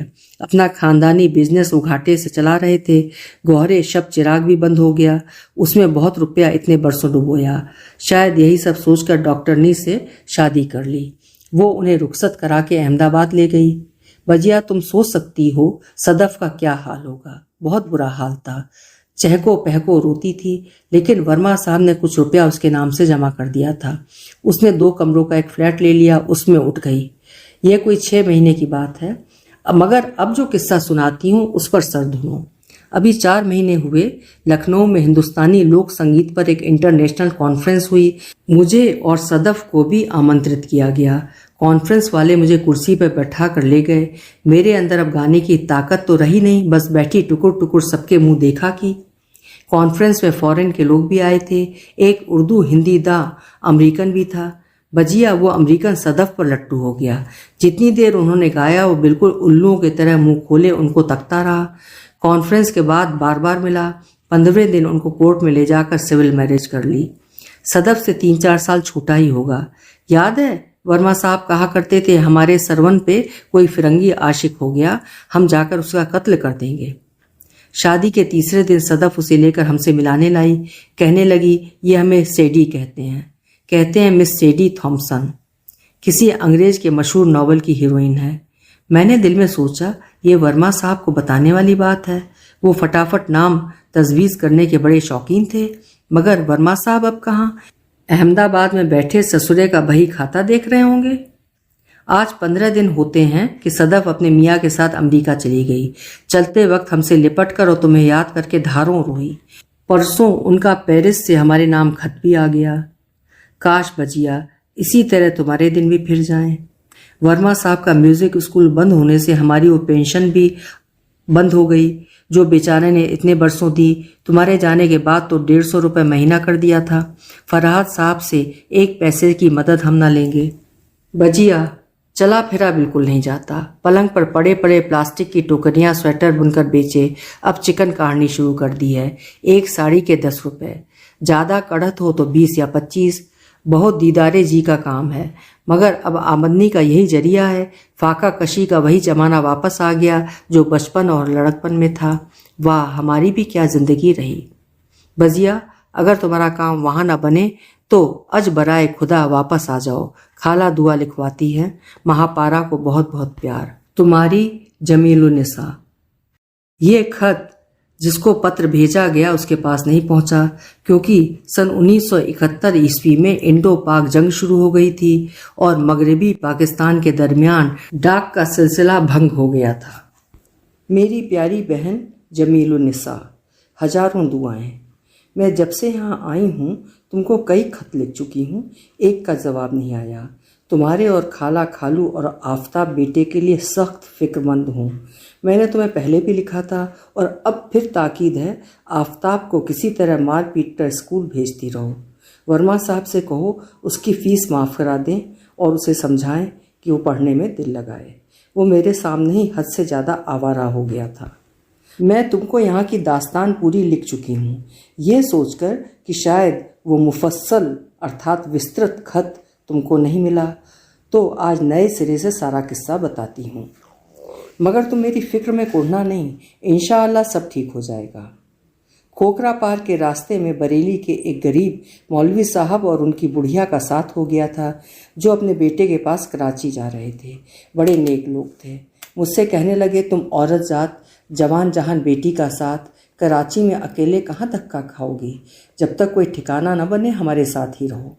मैंने उनको यूँ बताया था कि शौहर ने मुझे छोड़ दिया है, वो 6 माह कराची 6 माह लंदन रहता है और मैं खर्चा पानी की मांग करने पाकिस्तान आई हूँ।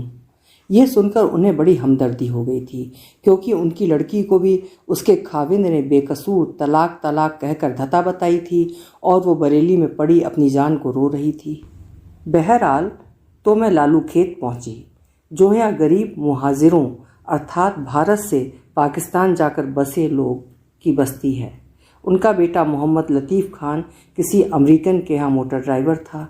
वो भी बहुत अच्छी तरह पेश आया, मगर उसकी बीवी महापारा और मुझसे जलने लगी। मैंने लतीफ़ भाई से कहा कि जल्द अज जल्द मुझे कहीं खाना पकाने की नौकरी दिलवा दें तो मैं उनके घर से चली जाऊं। वो मेरे लिए नौकरी ढूंढने लगे। हमें वहाँ रहते 10-12 दिन हुए थे कि एक रोज़ लतीफ़ भाई की दुल्हन ने मीलाद शरीफ किया। उसमें मैंने नाते अर्थात पैगंबर मोहम्मद साहब की प्रशंसा में की गई कविताएं और सलाम पढ़ा तो बहुत तारीफ़ हुई और मोहल्ले में घर घर मीलाद शरीफ पढ़ने के लिए बुलाई जाने लगी। ये रबीउल अव्वल का महीना था। अक्सर मकानों में बीवियां मेरी हालत पर तरस खाकर 2-4 रुपए भी दे देतीं। एक बार फिर वो तराई के गांवों में घूमने का ज़माना लौट आया। क्या अल्लाह की शान है। एक रोज़ एक महफिल मीलाद में दुरूद शरीफ पढ़ा जा रहा था कि बाहर एक मोटर आन रुकी और उसमें से कुछ गैर मुल्की कैमरा संभाले उतरे। मैं समझी लतीफ़ भाई जहाँ मुलाजिम हैं वो लोग हैं। बाहर गई। वो यूरोपियन टूरिस्ट थे। उस वक्त औरतें सहन में ज़ोर ज़ोर से दुरूद शरीफ पढ़ रही थीं। उन लोगों में से एक ने, जिसके लंबे लंबे सुर्ख बाल थे और नीचे को झुकी हुई मूछें, मुझे बुलाकर अंग्रेजी में पूछा, ये ऑल महमडन क्या है? पहले तो मैं चकराई, फिर ख्याल आया कि आले मोहम्मद उनकी समझ में ऑल मोहम्मदन आया है। तौबा तौबा, इतने में महापारा आ गई। उसने अंग्रेज़ी में समझाया कि हम लोगों की रिलीजियस मीटिंग हो रही है। लाल मूँछों वाला महापारा को देखता का देखता रह गया। मुझसे पूछा कि मेरी लड़की है। मैंने कहा यस। इजाज़त चाहिए, तस्वीर खींच सकता हूँ? Stunning Persian beauty. मैंने सर हिला दिया।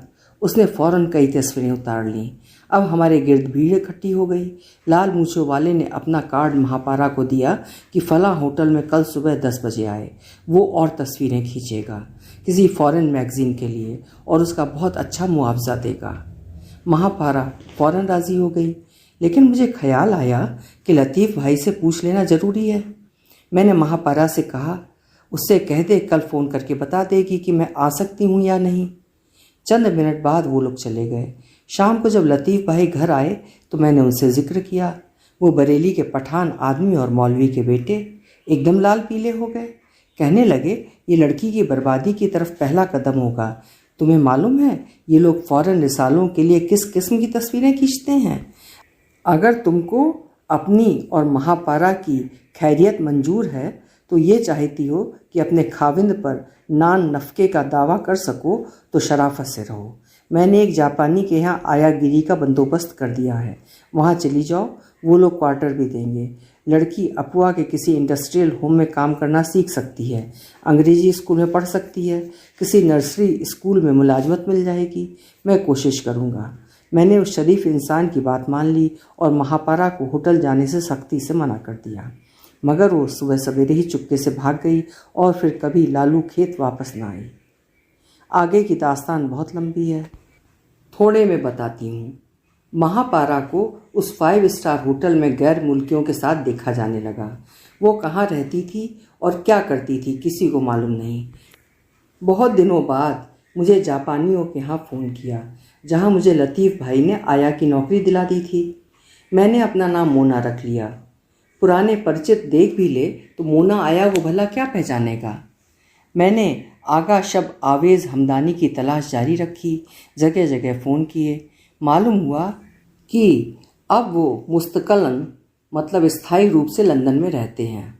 तो फिर वहाँ खत लिखे। और हमेशा की तरह जवाब का इंतज़ार शुरू किया और हमेशा की तरह ही वंचित रही।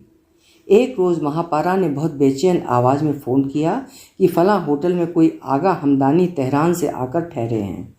मैं तो उनसे मिलने नहीं जाऊंगी, तुम हो आओ, शायद डैडी हों। मैंने फ़ौरन अपनी जापानी मेम से छुट्टी ली।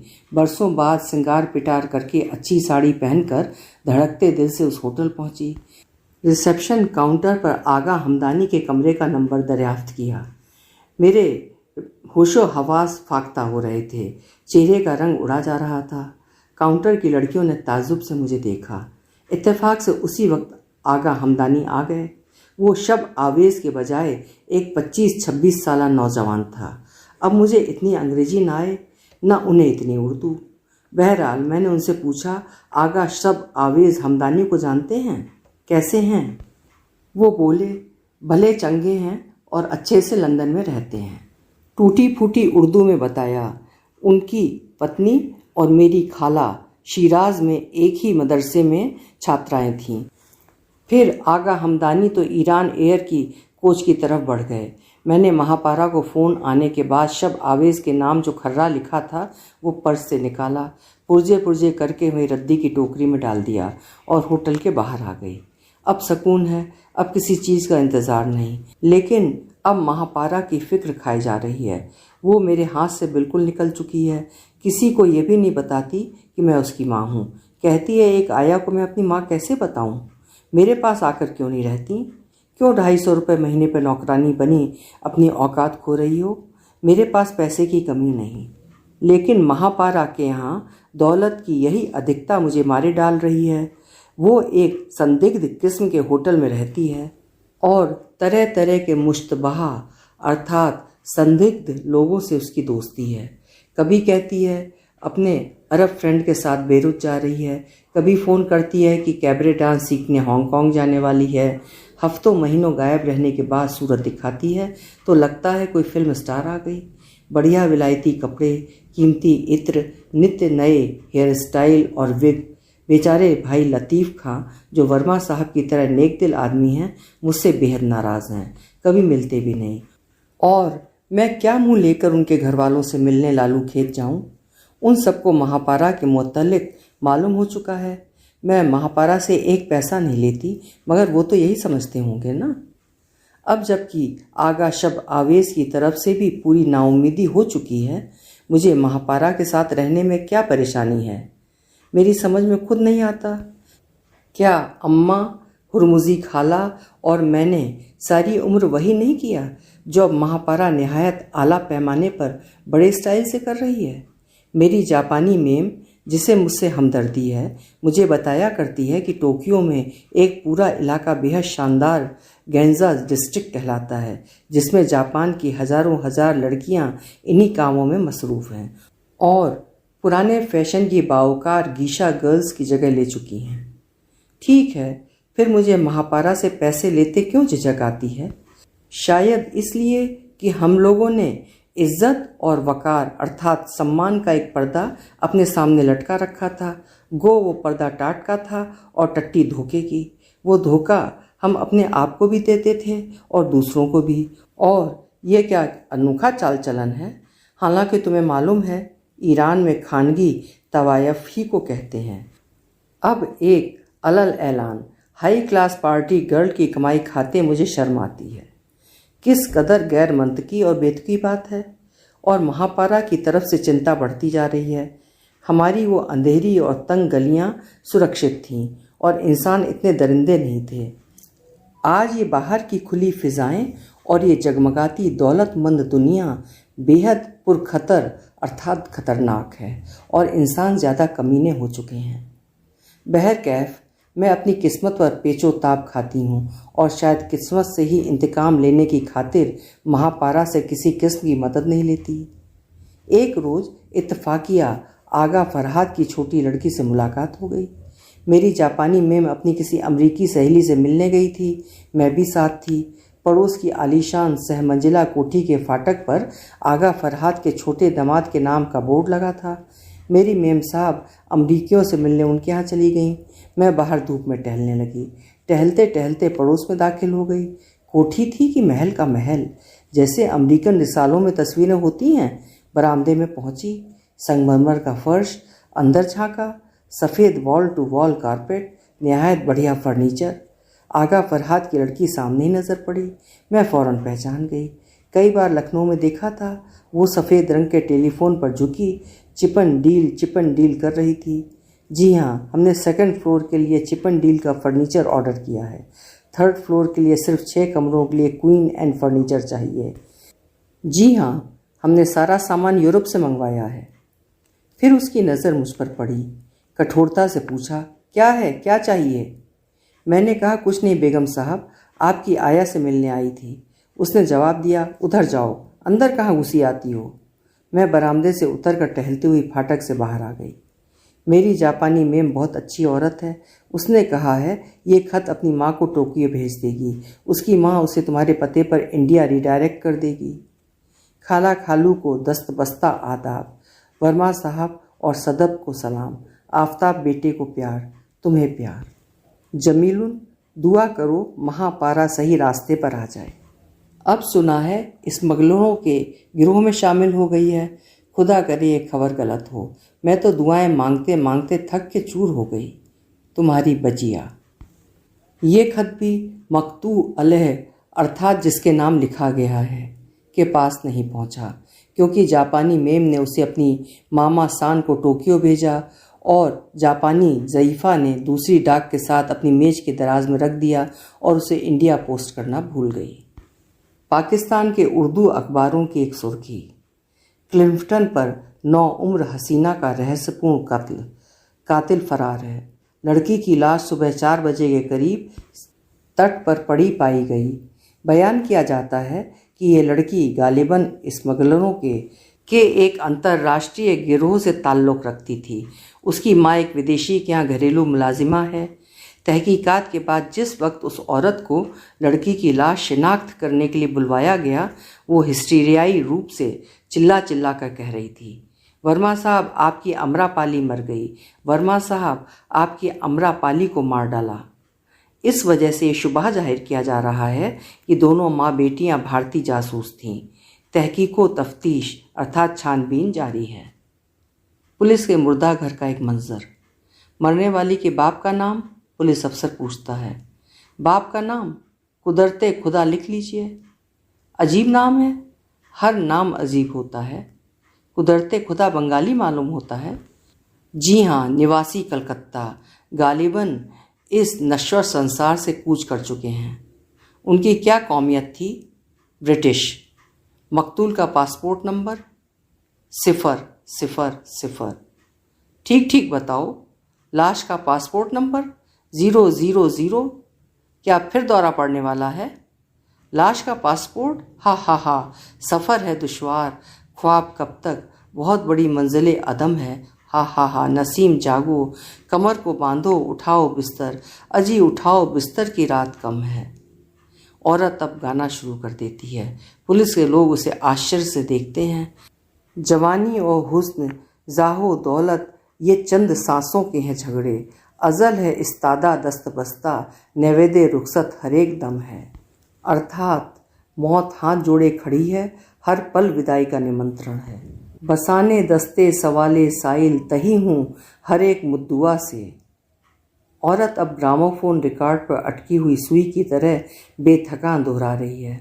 सफ़र है दुश्वार, सफ़र है दुश्वार, बहुत बड़ी मंजिले अदम, अदम अदम, अजी छाप तिलक सब छीनी मुँह से नैना लगाए के, छाप तिलक खुसरो निज़ाम के, बली बली जाऊँ, बली बली बली बली बली। उसने फिरकी के मानिंद चक्कर लगाना शुरू कर दिया। उसका जूड़ा खुल गया और लांबे बाल शानों पर बिखर गए। अब वो जवान निकाल कर लट्टू की तरह घूमने लगी, जैसे जिंदगी के मरघट पर काली नाचती हो। 2 सिपाही उसे बदिक्कत पकड़कर बाहर एम्बुलेंस की तरफ ले गए। नूरे इस्लाम मुसाफिर खाना, मोहम्मद अली रोड, बम्बई के क्लर्क ने पूछा, पाकिस्तानी? और रजिस्टर खोला। पता नहीं, पाकिस्तानी की हिंदुस्तानी, दरअसल जहन्नुमी। क्लर्क ने नई आने वाली औरत को ताज्जुब से देखा। आपने मुझे पाकिस्तानी क्यों समझा? क्या मेरे माथे पर लिखा है? जी नहीं बेगम साहब, आप चारों तरफ ऐसे देख रही थीं जैसे बाज पाकिस्तानी जो पहली बार यहाँ आते हैं हर चीज़ को सुबह की नज़र से। मैं सारी दुनिया को सुबह की नज़र से देखती हूँ। क्या पता आप भी अभी जासूस समझकर मुझे हवालात में बंद करा दें, मेरी पीठ में छुरा घोंप कर मेरी लाश तट पर फेंक दें, मेरा जेवर लूट खाएं, मुझे फरेब में मुतबला रखें, मेरे मुंह पर कालिक पोत दें, मैं हज़ारों खत लिखूं, एक का जवाब न दें। क्लर्क घबरा कर मैनेजर को बुलाने के लिए उठा।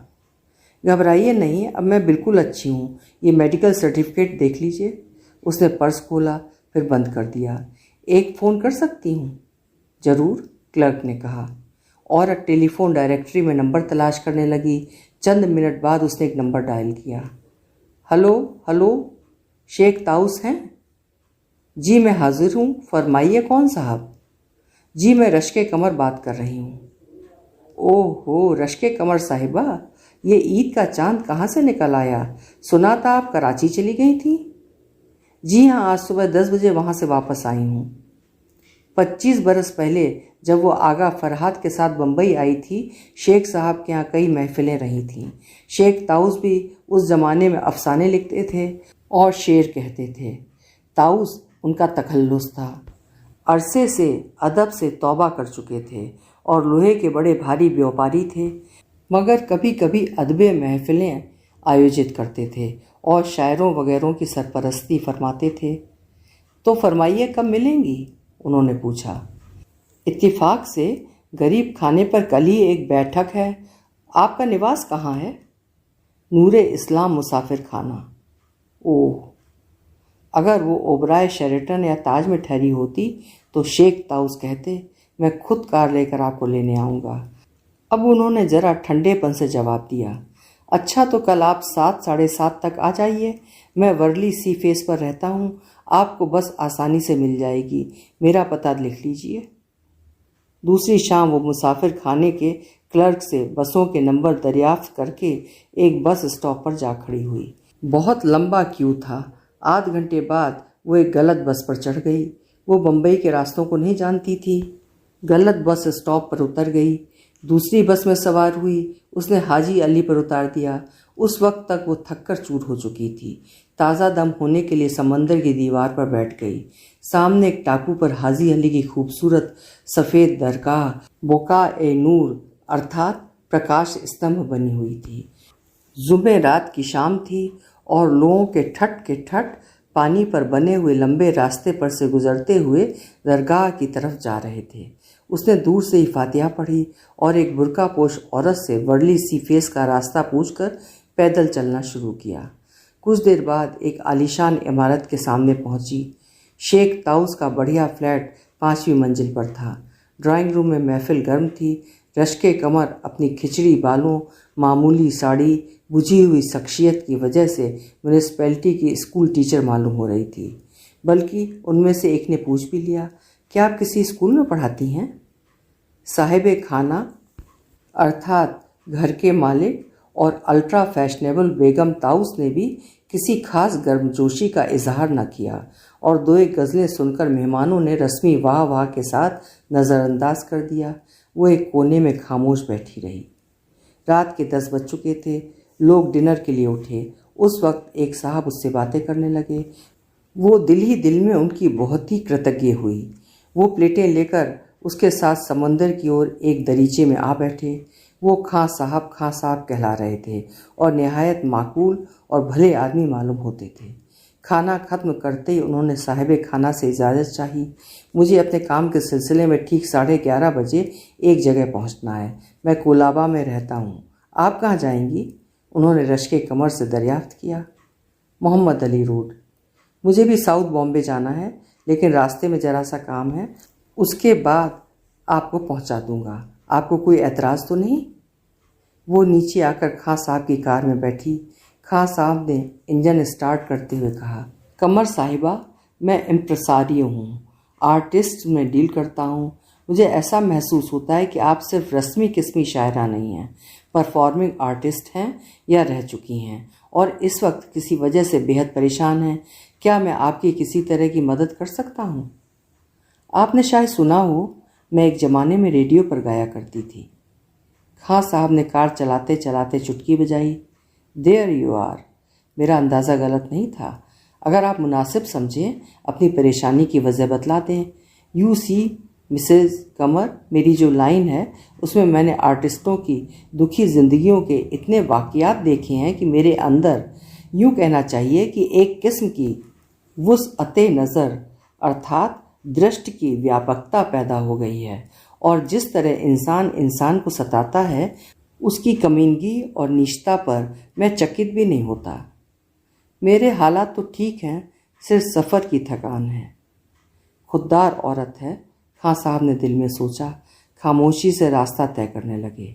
मैरीन ड्राइव पर से गुजरते हुए उन्होंने घड़ी देखी और कहा, आइए कहीं चलकर कॉफ़ी पी लें। वो ओबराय शेरेटन पहुँचे, रेस्तरां में जाकर कॉफ़ी का ऑर्डर दिया और चुपचाप बैठ गए। शरीफ और दर्दमंद आदमी हैं, वर्मा और लतीफ़ खां की तरह रश्के कमर ने सोचा। फिर खुद ही बताना शुरू किया।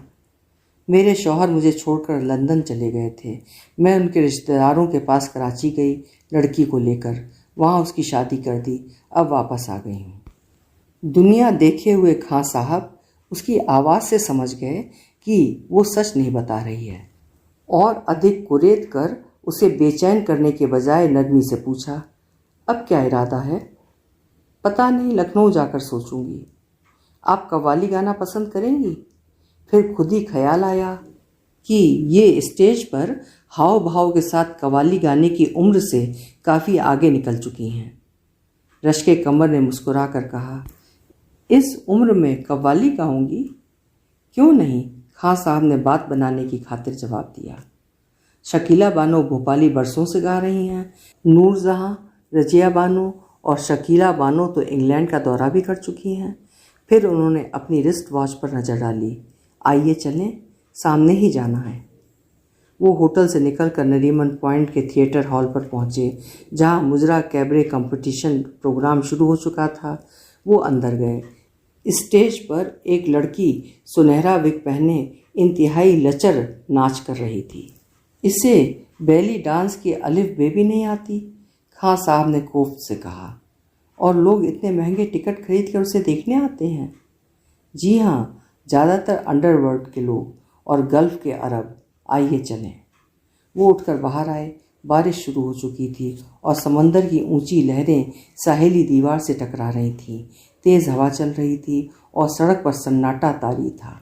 बरसाती में एक आदमी ओवरकोट में चेहरा छिपाए चुपचाप खड़ा था। उसने रश्के कमर से फ्रेंच में कुछ कहा। वो घबरा कर खां साहब के बराबर दुबक गई। बम्बई की अंडरवर्ल्ड बहुत खतरनाक है, आइए यहाँ से चलें, खां साहब बोले। मोंशियो, मादाम, उस आदमी ने बेबसी से टूटी फूटी अंग्रेजी में कहा। मैं मॉरिशस से आया हूँ। एक शख्स ने मेरी जेब काट ली। खां साहब और रश्के कमर तेजी से कार में जा बैठे। सामने एक नारी गिरामी स्मगलर की कैडिलैक आकर रुकी। वो अपने गुर्गों के साथ झूमता झामता उतरा। खां साहब ने अपनी कार स्टार्ट की। बम्बई के अंडरवर्ल्ड, उन्होंने दोहराया। खां साहब, मेरी बच्ची कराची के अंडरवर्ल्ड में मारी गई, उसने कहा और बेइख्तियार रोने लगी। खां साहब ने कार की रफ्तार धीमी की और नरमी से बोले, मुझे पूरा वाक़या बतलाइए। तब उसने पूरी दास्तान उनको संक्षेप में सुनाई। फिर सिपाही मुझे अस्पताल ले गए और जापानी साहब को सूचना दी। उस बेचारे ने मुझे एक मेंटल होम में दाखिल कर दिया। इलेक्ट्रिक शॉक लगाए गए। 4-5 महीने इलाज हुआ। जापानी ने सारा खर्चा उठाया। वो टोक्यो लौटने वाले थे। मुझसे कहा, मुझे किसी और जापानी या अमेरिकन के यहाँ नौकर रखवा देंगे। तभी मेरे पास मस्कत से पोस्ट किया हुआ जमीलुन का 4 लाइनों वाला पर्चा पहुंचा कि वो सख्त बीमार है और उसकी देखभाल और उसकी माली हालत में उसकी सहायता करने के लिए कोई मौजूद नहीं है। मैं रात भर दिन भर रोती रही। जापानियों ने मेरी यह हालत देखकर और उस खत की बुनियाद पर मेरे लिए पासपोर्ट बनवाने में मेरी मदद की। उसमें 1 साल लग गया। इजाज़त मिलते ही मेरे लिए यहाँ का टिकट खरीदा। एयरपोर्ट पर खुद पहुँचाने आए।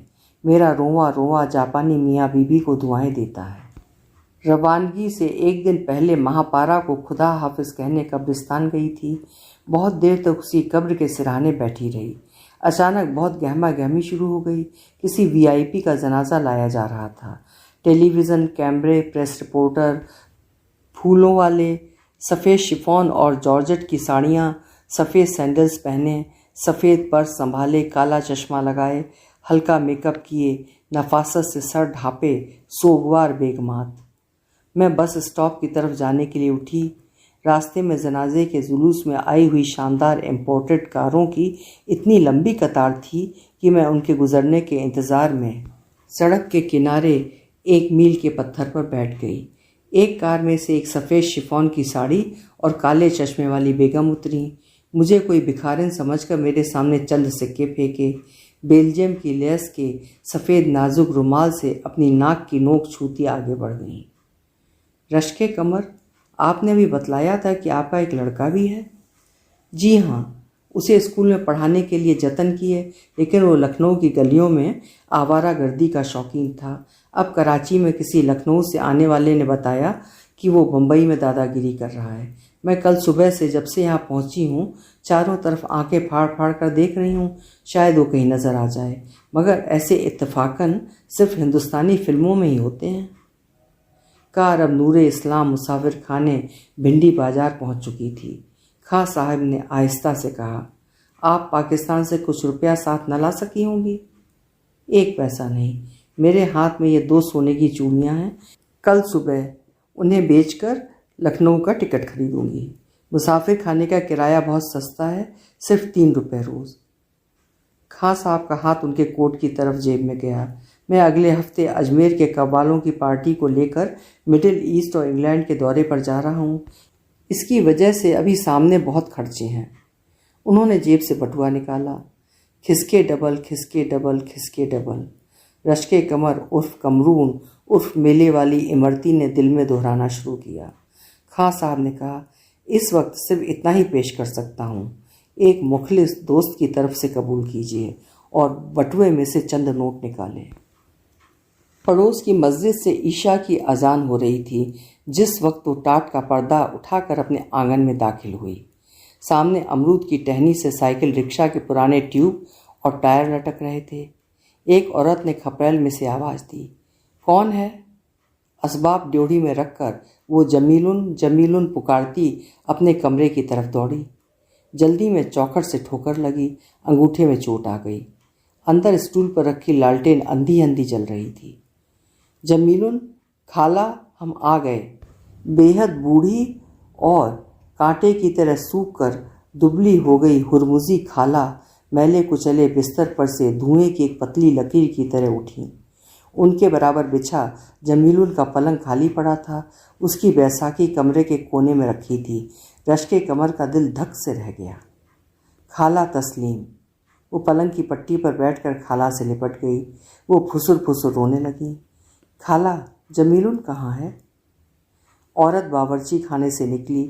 अपने बच्चों के साथ मिलकर रश्के कमर का असबाब ड्योढ़ी से उठाया, उसे लाकर बरामदे में चुन दिया।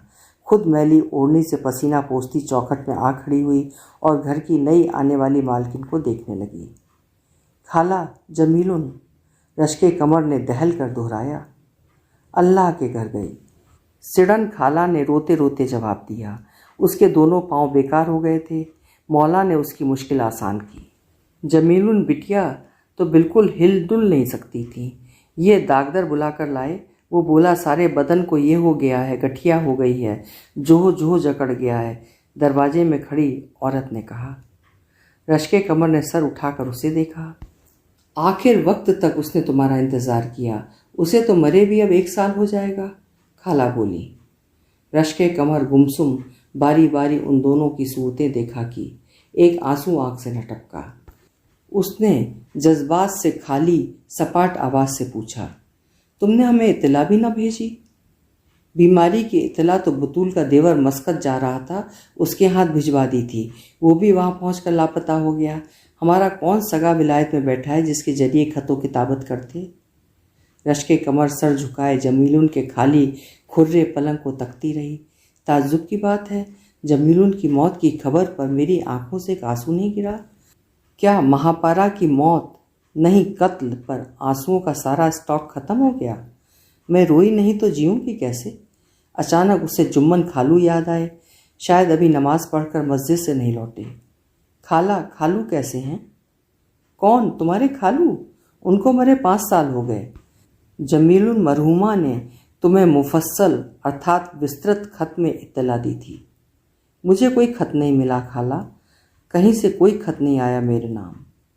हुरमुजी खाला, जुम्मन खालू, रश्के कमर लखनवी, जमीलुन्निसा बेगम उर्फ कुमारी जलबारा लहरी, महापारा खानम, हम सब दलदल में फंसे हुए थे। दलदल में फंसा आदमी बाहर निकलने के लिए हाथ पांव मारता है, रोता नहीं, उसे रोने की फुर्सत नहीं होती। वो दलदल से निकलने की कोशिश में जुटा रहता है। जुम्मन खालू, जमीलुन्निसा, महापारा खानम तीनों दलदल में धंस गए। उसने अपनी खुश्क आंखों पर उंगलियां फेरी। जमीलुन, कब, कैसे मरी खाला? आदमी कैसे मरता है बिटिया? बस मर जाता है। जमीलुन ने रात के वक्त दम तोड़ दिया। तारीख और महीना हमें याद नहीं। भरी बरसात थी, घर में कफन के लिए एक पैसा नहीं था। बफाती कहीं से 20 रुपए कर्ज लाए, कहने लगे मोहल्ले वालों से चंदा कर लूं। बफाती कौन? हफीजुन के मियाँ, रिक्शा चलाते हैं। जमीलुन ने किराएदार रख लिया था। जब से वो पलंग से लगी गाने के लिए बाहर नहीं जा सकती थी। वर्मा साहब और सदफ आरा सहायता करते रहते थे। वर्मा शादी करके लखनऊ से उड़न छुए। सदफ किसी गोरे के साथ विलायत चली गई। वफाती ने कहा मस्जिद में जाकर चंदा जमा करें। हमारा दिल न माना। आंख पर ठीकरी रखकर उन्हें आगा फरहाद के यहाँ भिजवाया। बारिश कहे आज बरस के फिर न बरसूंगी। फरहाद मियाँ खुद बीमार पड़े थे। उन्होंने अपने मुंशी के हाथ पैसे भिजवाए। सब कफन दफन का इंतज़ाम उसने किया। मूसलाधार बारिश में ले जाकर गरीब की मिट्टी अजीज़ की। अब गुजर कैसे होती है? जमीलुन महरूमा पड़े पड़े चिकन काट कर 20 रुपये महीना पैदा कर लेती थी। 15 रुपये महीना बफाती किराया देते थे। अब जमीलुन के मरने के बाद किराए के बजाय हम 2 वक्त दाल भात खिला देते हैं। रिक्शा खींचते खींचते टीबी हो गई है, फिर भी उनकी पूरी नहीं पड़ती। 4 बच्चे, 2 मियाँ बीबी।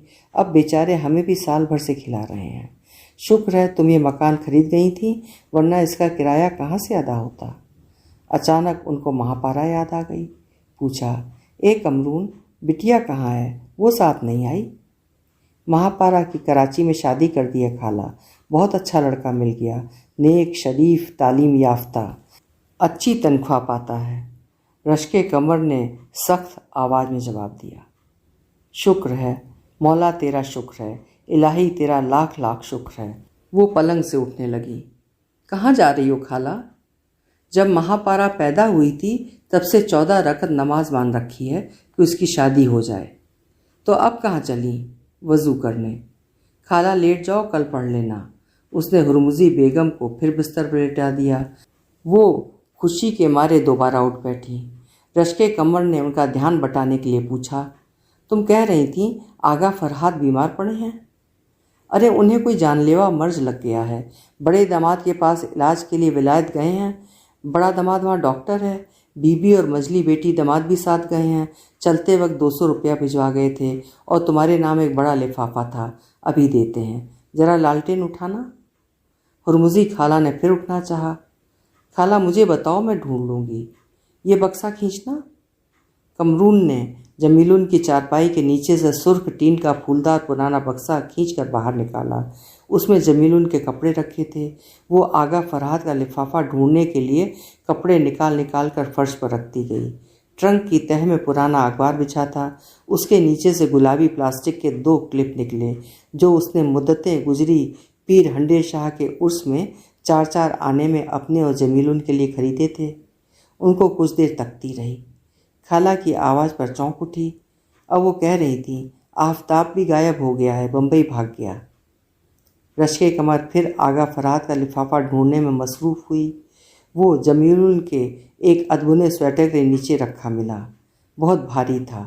कमरून के दिल में रोशनी सी पैदा हुई। शायद नोटों की गड्डी भिजवा गए हों। जल्दी से जमीलुन की खाट पर आ बैठी। स्टूल खींचकर करीब रखा। लालटेन की बत्ती ऊंची की। लरजते हाथों से लिफाफा खोला। एक मराको लेदर की नफीस बयाज अर्थात शेर लिखने की डायरी बरामद हुई और एक खत। उसने खत पढ़ना शुरू किया। रश्के कमर, हम जमीलुन्निसा मरहुमा की ताज़ियत तुमसे किन अल्फाज में करें। हमें तुम्हारा कराची का पता मालूम नहीं, वरना हम खत भेजते वहीं पर, चाहे तुम जवाब न देती। 25 साल गुजर गए, लेकिन हम तुम्हें भूले नहीं। जो तुम्हारी हमारी किस्मतों में लिखा था सो पूरा हुआ। तुम्हें लखनऊ से गए भी 5-6 बरस होने को आए। तुम्हारे जाने के बाद हमने जमीलुन्निसा को कई बार माली इमदाद करनी चाहिए, अर्थात आर्थिक सहायता करनी चाहिए। उन्होंने हमेशा रुपए वापस कर दिए। इस कदर की स्वाभिमानी लड़की हमने आज तक न देखी। सारी उम्र जिंदगी से लड़ती रही, फिर मौत से लड़ा की, आखिर में दोनों से हार गई। अल्लाह ताला उसे दूसरी दुनिया में आराम और चैन नसीब करें। रश्के कमर, पिछले बरसों में तुम हमें बहुत याद आई। अब हम भी बुढ़े हो चले। बीवी अपने मैके और ससुराल की सियासत में मशगूल रहती है। बेटियां अपने अपने घरों की हो गईं। अल्लाह ने हमें घर बार, औलाद, दौलत, समृद्धि सब कुछ दिया, दिल का चैन ना दिया।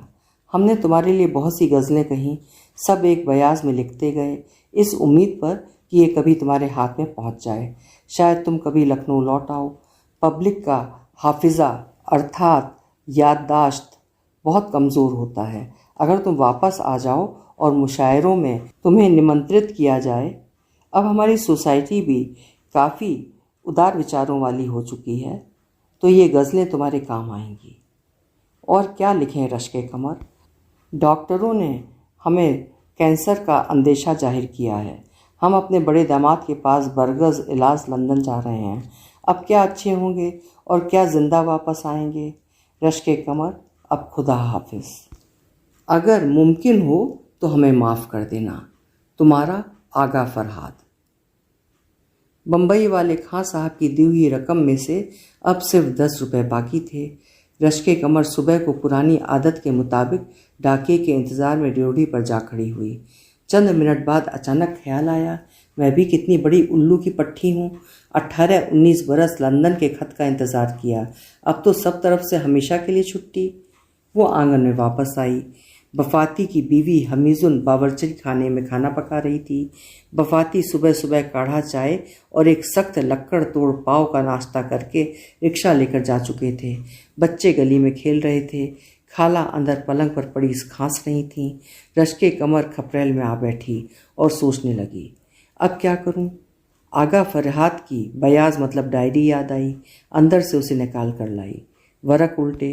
गज़ल के आखिरी शेर में कमर तखल्लुस मौजूद था। उसने डायरी बंद की। तब एक बड़ा सा आंसू उसकी आंख से टपक कर किताब की उन्नाबी जिल्द पर टप से गिरा। वो कुछ देर तक सोचा कि फिर उठकर कपड़े बदलने के लिए कमरे में चली गई। बफाती दोपहर को हाँफते काँपते घर लौटे। रश्के कमर ने खाने के बाद उनसे पूछा, बफाती, हमें जरा मंसूर नगर तक ले जाओगे? जरूर बिटिया, चलिए। वो बाहर आकर रिक्शे में बैठी। विक्टोरिया स्ट्रीट, फिरंगी महल, चौक, अकबरी दरवाज़ा, गुलाम हुसैन का पुल। मुहर्रम आने वाला है, सुना है इस साल भी शिया सुन्नी सरफुटव्वल होगा। वफाती ने रिक्शा चलाते चलाते इजहारे ख्याल किया। अब भी बराबर होता है, हर साल और बहुत ज़ोरों से। अभी 3-4 बरस उधर की बात है बिटिया। ईरान से कुछ लोग आए थे अपने टेलीविज़न के लिए लखनऊ के मुहर्रम की पिक्चर बनाने। यहाँ पहुँचे, यहाँ हो रही थी ज़बरदस्त जंग शिया सुन्नी की। उल्टे पांव वापस गए। मंसूर नगर पहुंचकर वो एक पुराने मकान के सामने उतरी। बैठक के दरवाजे पर पहुंची। अंदर वर्मा साहब और आगा फरहाद के एक धनी शायर दोस्त अपने मुसाहिबों और चमचों के साथ बैठे चाय पी रहे थे। उसने खुदा का शुक्र अदा किया। ओहो बी रश्के कमर, आप कब तशरीफ़ लाईं, वगैरह वगैरह। और अधिक चाय और नाश्ता मंगवाया गया। रश्के कमर ने रेल से उतरने के बाद से इस वक्त तक पेट भर खाना नहीं खाया था। दिल चाह रहा था सामने रखी सारी नेमतें चट कर जाएं। बड़ी हिम्मत से हाथ रोका। बातों बातों में पूछा, आजकल मुशायरे कहाँ कहाँ हो रहे हैं? एक तो परसों शाम ही को है, इतवार के रोज़ कैसरबाग की बारादरी में। आप आएंगी? आप बुलाएंगे तो ज़रूर आएंगे। बात यह है कि अब हम तो इंतज़ामिया कमेटी से अलग हो गए हैं। हमारे छोटे भाई साहब उसके सेक्रेटरी से कह देंगे, अरे मियाँ ताहिर, ताहिर मियाँ तौलिए से मुंह पोंछते अंदर से निकले। झुककर रश्के कमर को तस्लीमात अर्ज की। ताहिर मियाँ, रश्के कमर साहिबा को अपने मुशायरे में बुला लो। तुम तो बच्चे थे, हमें उनका पढ़ने का अंदाज़ और आवाज़ अब तक याद है। बहुत खूब भाईजान, हम इंतज़ाम कर देंगे। किस वक्त शुरू होगा मुशायरा? रश्के कमर ने दरियाफ्त किया। 8 बजे। आप फिक्र न कीजिए, हम आदमी भेजकर बुलवा लेंगे। अपनी कार भेज देंगे। मकान का पता बतला दीजिए, ताहिर मियाँ ने फरमाया। इतवार की सुबह से उनके मुशायरे की तैयारियां शुरू हो गईं। ट्रंक खोलकर साड़ियां धूप में डालीं, ब्लाउज़ पर इस्त्री की, बाल काले रंगे। 3 बजे आगा फरहाद की बयाज निकाल कर 2-3 गज़लें मुंतखब कीं। उनके तरन्नुम की धुनें बिठाती रहीं। हफीजुन से कहा, खाना 7 बजे तक तैयार कर दे। रश्के कमर ने काफ़ी समय पहले मकान में बिजली मंगवा ली थी, जो उसके जाने के बाद बिल अदा न होने की वजह से काट दी गई थी। सूरज ढलने से पहल उसने आंगन में बैठकर मेकअप किया। कराची में खरीदी हुई अमेरिकन नायलॉन की एक फूलदार नीली साड़ी बांधी, जल्दी खाना खाया और ताहिर मियाँ की कार के इंतज़ार में बैठ गई। 8 बजे, 8:30, 9, 10, 11, 11:30 उसे मुशायरे में ले जाने के लिए कोई ना आया। सुबह सवेरे उठकर उसने वफाती को आवाज़ दी। वो बरामदे में बैठे रिक्शा के टायर में हवा भर रहे थे। वफाती, उसने करीब जाकर कहा, जमीलुन महरूमा किस ठेकेदार के लिए चिकन काटती थी जानते हो? जी हाँ, जानते हैं बिटिया। वो बाहर आकर टूटे हुए मोढ़े पर बैठ गई। हफीजुन ने चिन्हट की आर्टिस्टिक प्याली में चाय पेश की।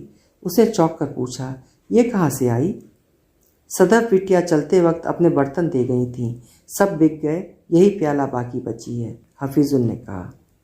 सदफ बिटिया और उनका अमेरिकन खाविंद जाते वक्त पैसे भी दे गए थे। वो 1 महीने के अंदर जमीलुन बिटिया और खाला के इलाज में उड़ गए। वफाती सर उठाकर बोले। अमेरिका जाते वक्त सदफ आ रहा तो बैंक में उनका कुछ रुपया था, वो जमीलुन बिटिया के नाम करने वाली थी। बिटिया ने उनको बहुत समझाया कि वो ये हिमाकत न करें। कल कला उन्हें लखनऊ वापस आना पड़ा तो ज़रूरत होगी। वो ना मानी, मगर ऐन वक्त पर गांव से उनके लठबंद बाप भाई आन पहुँचे कि इस पर हमारा हक है। सदफ चलते चलते कह गई थी कि अमेरिका से रुपया भेज देंगी, मगर जमीलुन बिटिया ही ना रही। हफीजुन ने भर्राई हुई आवाज़ में कहा। रश्के कमर उसकी तरह दिल कड़ा किए सुना की। फिर बिटिया की बीमारी की खबर सुनकर आगा फरहाद ने अपने आदमी के हाथ पैसे भिजवाए, वो उन्होंने लौटा दिए। दूसरी बार फिर उनका सिकत्तर अर्थात सेक्रेटरी पैसे लाया। आगा फरहाद क्या अब सिकत्तर भी है? रश्के कमर ने पूछा। पूरा अमला है, वफाती ने अपनी नई नवीली साइकिल रिक्शा को साफ करते हुए जवाब दिया। लाखों का कारोबार है। शाहजहांपुर में गालीचे बनाने का कारखाना तो उनका बहुत बरसों से चल रहा है। सीतापुर में फार्म लिया है, जायदाद का किराया अलग आता है। ये बड़ी जंगी कोठी बनवाई है, मगर खुदा की शान, इतनी दौलत और नाम चलाने के लिए लड़का एक नहीं, सब कुछ दामादों को मिलेगा। रश्के कमर चेहरा फेर कर दूसरी तरफ देखने लगी। इसी मकान में आगा फरहाद का बेटा पैदा हुआ था और वर्मा साहब ने फ़ौरन उसका नाम नादिर परवीन रख दिया था। वो 2 साल का होकर जाता रहा। आज 25 बरस का कड़ियल जवान होता, अगर जिंदा रहता भी तो क्या होता? कुछ भी नहीं। आफताब तो जिंदा है। मेरी बदकिस्मती नाकाबिले यकीन है। हफीजुन बाल्टी उठाकर नल पर चली गई। रश्के कमर ने जमीलुन के खाली पलंग पर नज़र डाली। जमीलुन निस्सा, तुम्हें तुम्हारी खुददारी ने हलाक किया। उसे याद आया, जमीलुन को आगा फरहाद से तब से नफरत हो गई थी जब उसने नादरा परवीन के जन्म के बाद स्विंग वर्ड्स क्लब में फरहाद को वर्मा से कहते सुन लिया था कि इस तबके की छोकरियों के पास ब्लैकमेल करने का ये आसान नुस्खा है। किसी आए गए की औलाद किसी मालदार परिचित के सर मढ़ दो। कमरून के पास सबूत क्या है? आगा फरहाद की नई नई शादी हुई थी। वो अपनी तेज़ मिजाज रईसजादी दहपट बीवी से बहुत डरते थे और समाज के लोवेस्ट ऑफ द लोअली से उनकी हमदर्दी हवा हो चुकी थी। लेकिन नादिर परवीन के मरने के बाद अपने इस रवैये पर शिद्दत से लज्जित थे। रश्के कमर से मिलना जुलना छोड़ चुके थे, मगर 200 रुपये माहवार पेंशन मुकर्रर कर दी थी, जो उसने भागते भूत की लंगोटी ही भली कहकर शुक्रिया के साथ कबूल की थी। लेकिन बला की ज़हीन अपाहिज जमीलुन इस प्रोफेशन में कभी दाखिल ही नहीं हुई थी और पलंग पर पड़ी पड़ी अपने साफ शफाक जहन से दुनिया के आर पार देखा करती थी। आगा फरहाद के इन जुमलों को उसने कभी माफ़ न किया। फिर क्या हुआ बफाती? रश्के कमर ने पूछा। फरहाद मियाँ ने तीसरी बार रुपए भिजवाए तो हमने चुपके से रख लिए कि उनके लिए अच्छा सा डॉक्टर बुलवाएंगे, अच्छा खाना पकवाया करेंगे, घर की हालत सुधर जाएगी। पूछेंगी तो कह देंगे लॉटरी निकल आई है या किसी से कर्जा लिया है। मगर हमारे एक बच्चे ने भूले से उनको बतला दिया। बहुत बिगड़ी, चिल्लाई। हमने हाथ जोड़कर कहा, बिटिया हम आपको फाके करते एड़िया रगड़ रगड़ कर मरते नहीं देख सकते। हमारी रिक्शा टूट गई थी। उन्होंने हमारे बच्चों की कसमें देकर हमसे कहा, इस रकम से नई रिक्शा खरीद लो, हम तो मरने वाले ही हैं, तुम्हें रिक्शा के ज़रिए अपने कुनबे का पेट भरना है। मजबूरन हमने रिक्शा खरीदी। जो पैसे बचे उससे बिटिया ने हमारे बच्चों के लिए कपड़े बनवा दिए। अरे वो इंसान थी कि फरिश्ता, मगर जिद्दी ऐसी कि अस्पताल में भर्ती होने को आखिर दम तक तैयार ना हुई। जब तक चल फिर सकती थी गाने के प्रोग्राम मिल जाते थे। पलंग से लग गई तो चिकन काटने लगी, उसमें 20 रुपए कमा लेती थी। बिटिया भूख से मरी, हम जो दाल भात खाते थे वही उन्हें खिलाते थे। हमें मालूम है वो भूखी रहती थी। कहती थी अपने बीवी बच्चों का पेट काट कर हमें ना खिलाओ। 2 निवाले खाकर हाथ खींच लेती। कहती हमारा हाजमा खराब है। लालटेन की रोशनी में चिकन काटते काटते सो जाती। रश्के कमर पत्थर का बुत बनी सुनती रही। बफाती रिक्शा को झाड़ पोंछ कर चलने के लिए तैयार हुए। फिर खुद ही बोले, ये रिक्शा खरीद कर हम आगा फरहाद को बतला आए थे कि बिटिया ने पैसे अब भी नहीं लिए, हमको दे दिए। बफाती जमीलुन के ठेकेदार से हमारे लिए काम ला दो। बिटिया आप रेडियो पर गाइए, पहले तो गाती थी। अब हमारी आवाज़ रेडियो लायक नहीं रही। हम यहाँ थे जब ही बहुत अरसे से गाना छोड़ चुके थे। चिकन बनाने का रेट आजकल क्या है? कुर्ते की तुरपाई फी कुर्ता 10 पैसे, एक साड़ी के 5, 10, 15 रुपए, भारी काम के 20-25, एक नया पैसा फी मुर्री पत्ती, एक आना फूल पक्की कढ़ाई, पत्ती में जाली बनाने का एक नया पैसा फी शैडो वर्क, एक नया पैसा फी बूटी। एक औरत एक साड़ी नहीं बना पाती। एक घर में मुर्री पत्ती बनेगी, दूसरे में शैडो वर्क, तीसरे में बेल। जमीलुन बिटिया मुर्री पत्ती बनाती थी। बिटिया यही साड़ियाँ बाजार में और फॉरेन जाकर सैकड़ों में बिकती हैं। कारीगर भूखे मरते हैं। दूसरे रोज़ सुबह 9:30 बजे ठेकेदार 4 कुर्ते, एक सफ़ेद साड़ी और धागा लेकर ड्योढ़ी पर आया। कमरून ने टाट के पर्दे के पीछे से सारा सामान लिया। ठेकेदार ने धागा नाप कर दिया कि औरत कहीं 2-3 गज अपने पास न रख ले। फिर वो बुकचा संभाल कर पड़ोस के घर की तरफ बढ़ गया। कमरून खपरेल में आई। सड़े गड़े तखत को झाड़न से खूब अच्छी तरह साफ किया, उस पर चादर बिछाई और साड़ी अपने सामने फैलाकर उस पर छपे हुए बेल बूटों को गौर से देखा। सुई में सफ़ेद धागा पिरोया, दीवार के सहारे बैठकर साड़ी का आंचल घुटने पर फैलाया और बूटा काटना शुरू किया। तब वो दफ अतन अपना सर घुटनों पर रख कर फूट फूट कर रोने लगी। अभी आप सुन रहे थे कुर्तुल एन हैदर जी का लिखा हुआ उनका बेहद प्रसिद्ध लेकिन मर्म स्पर्शी उपन्यास अगले जन्म मोहे बिटिया न खींचो।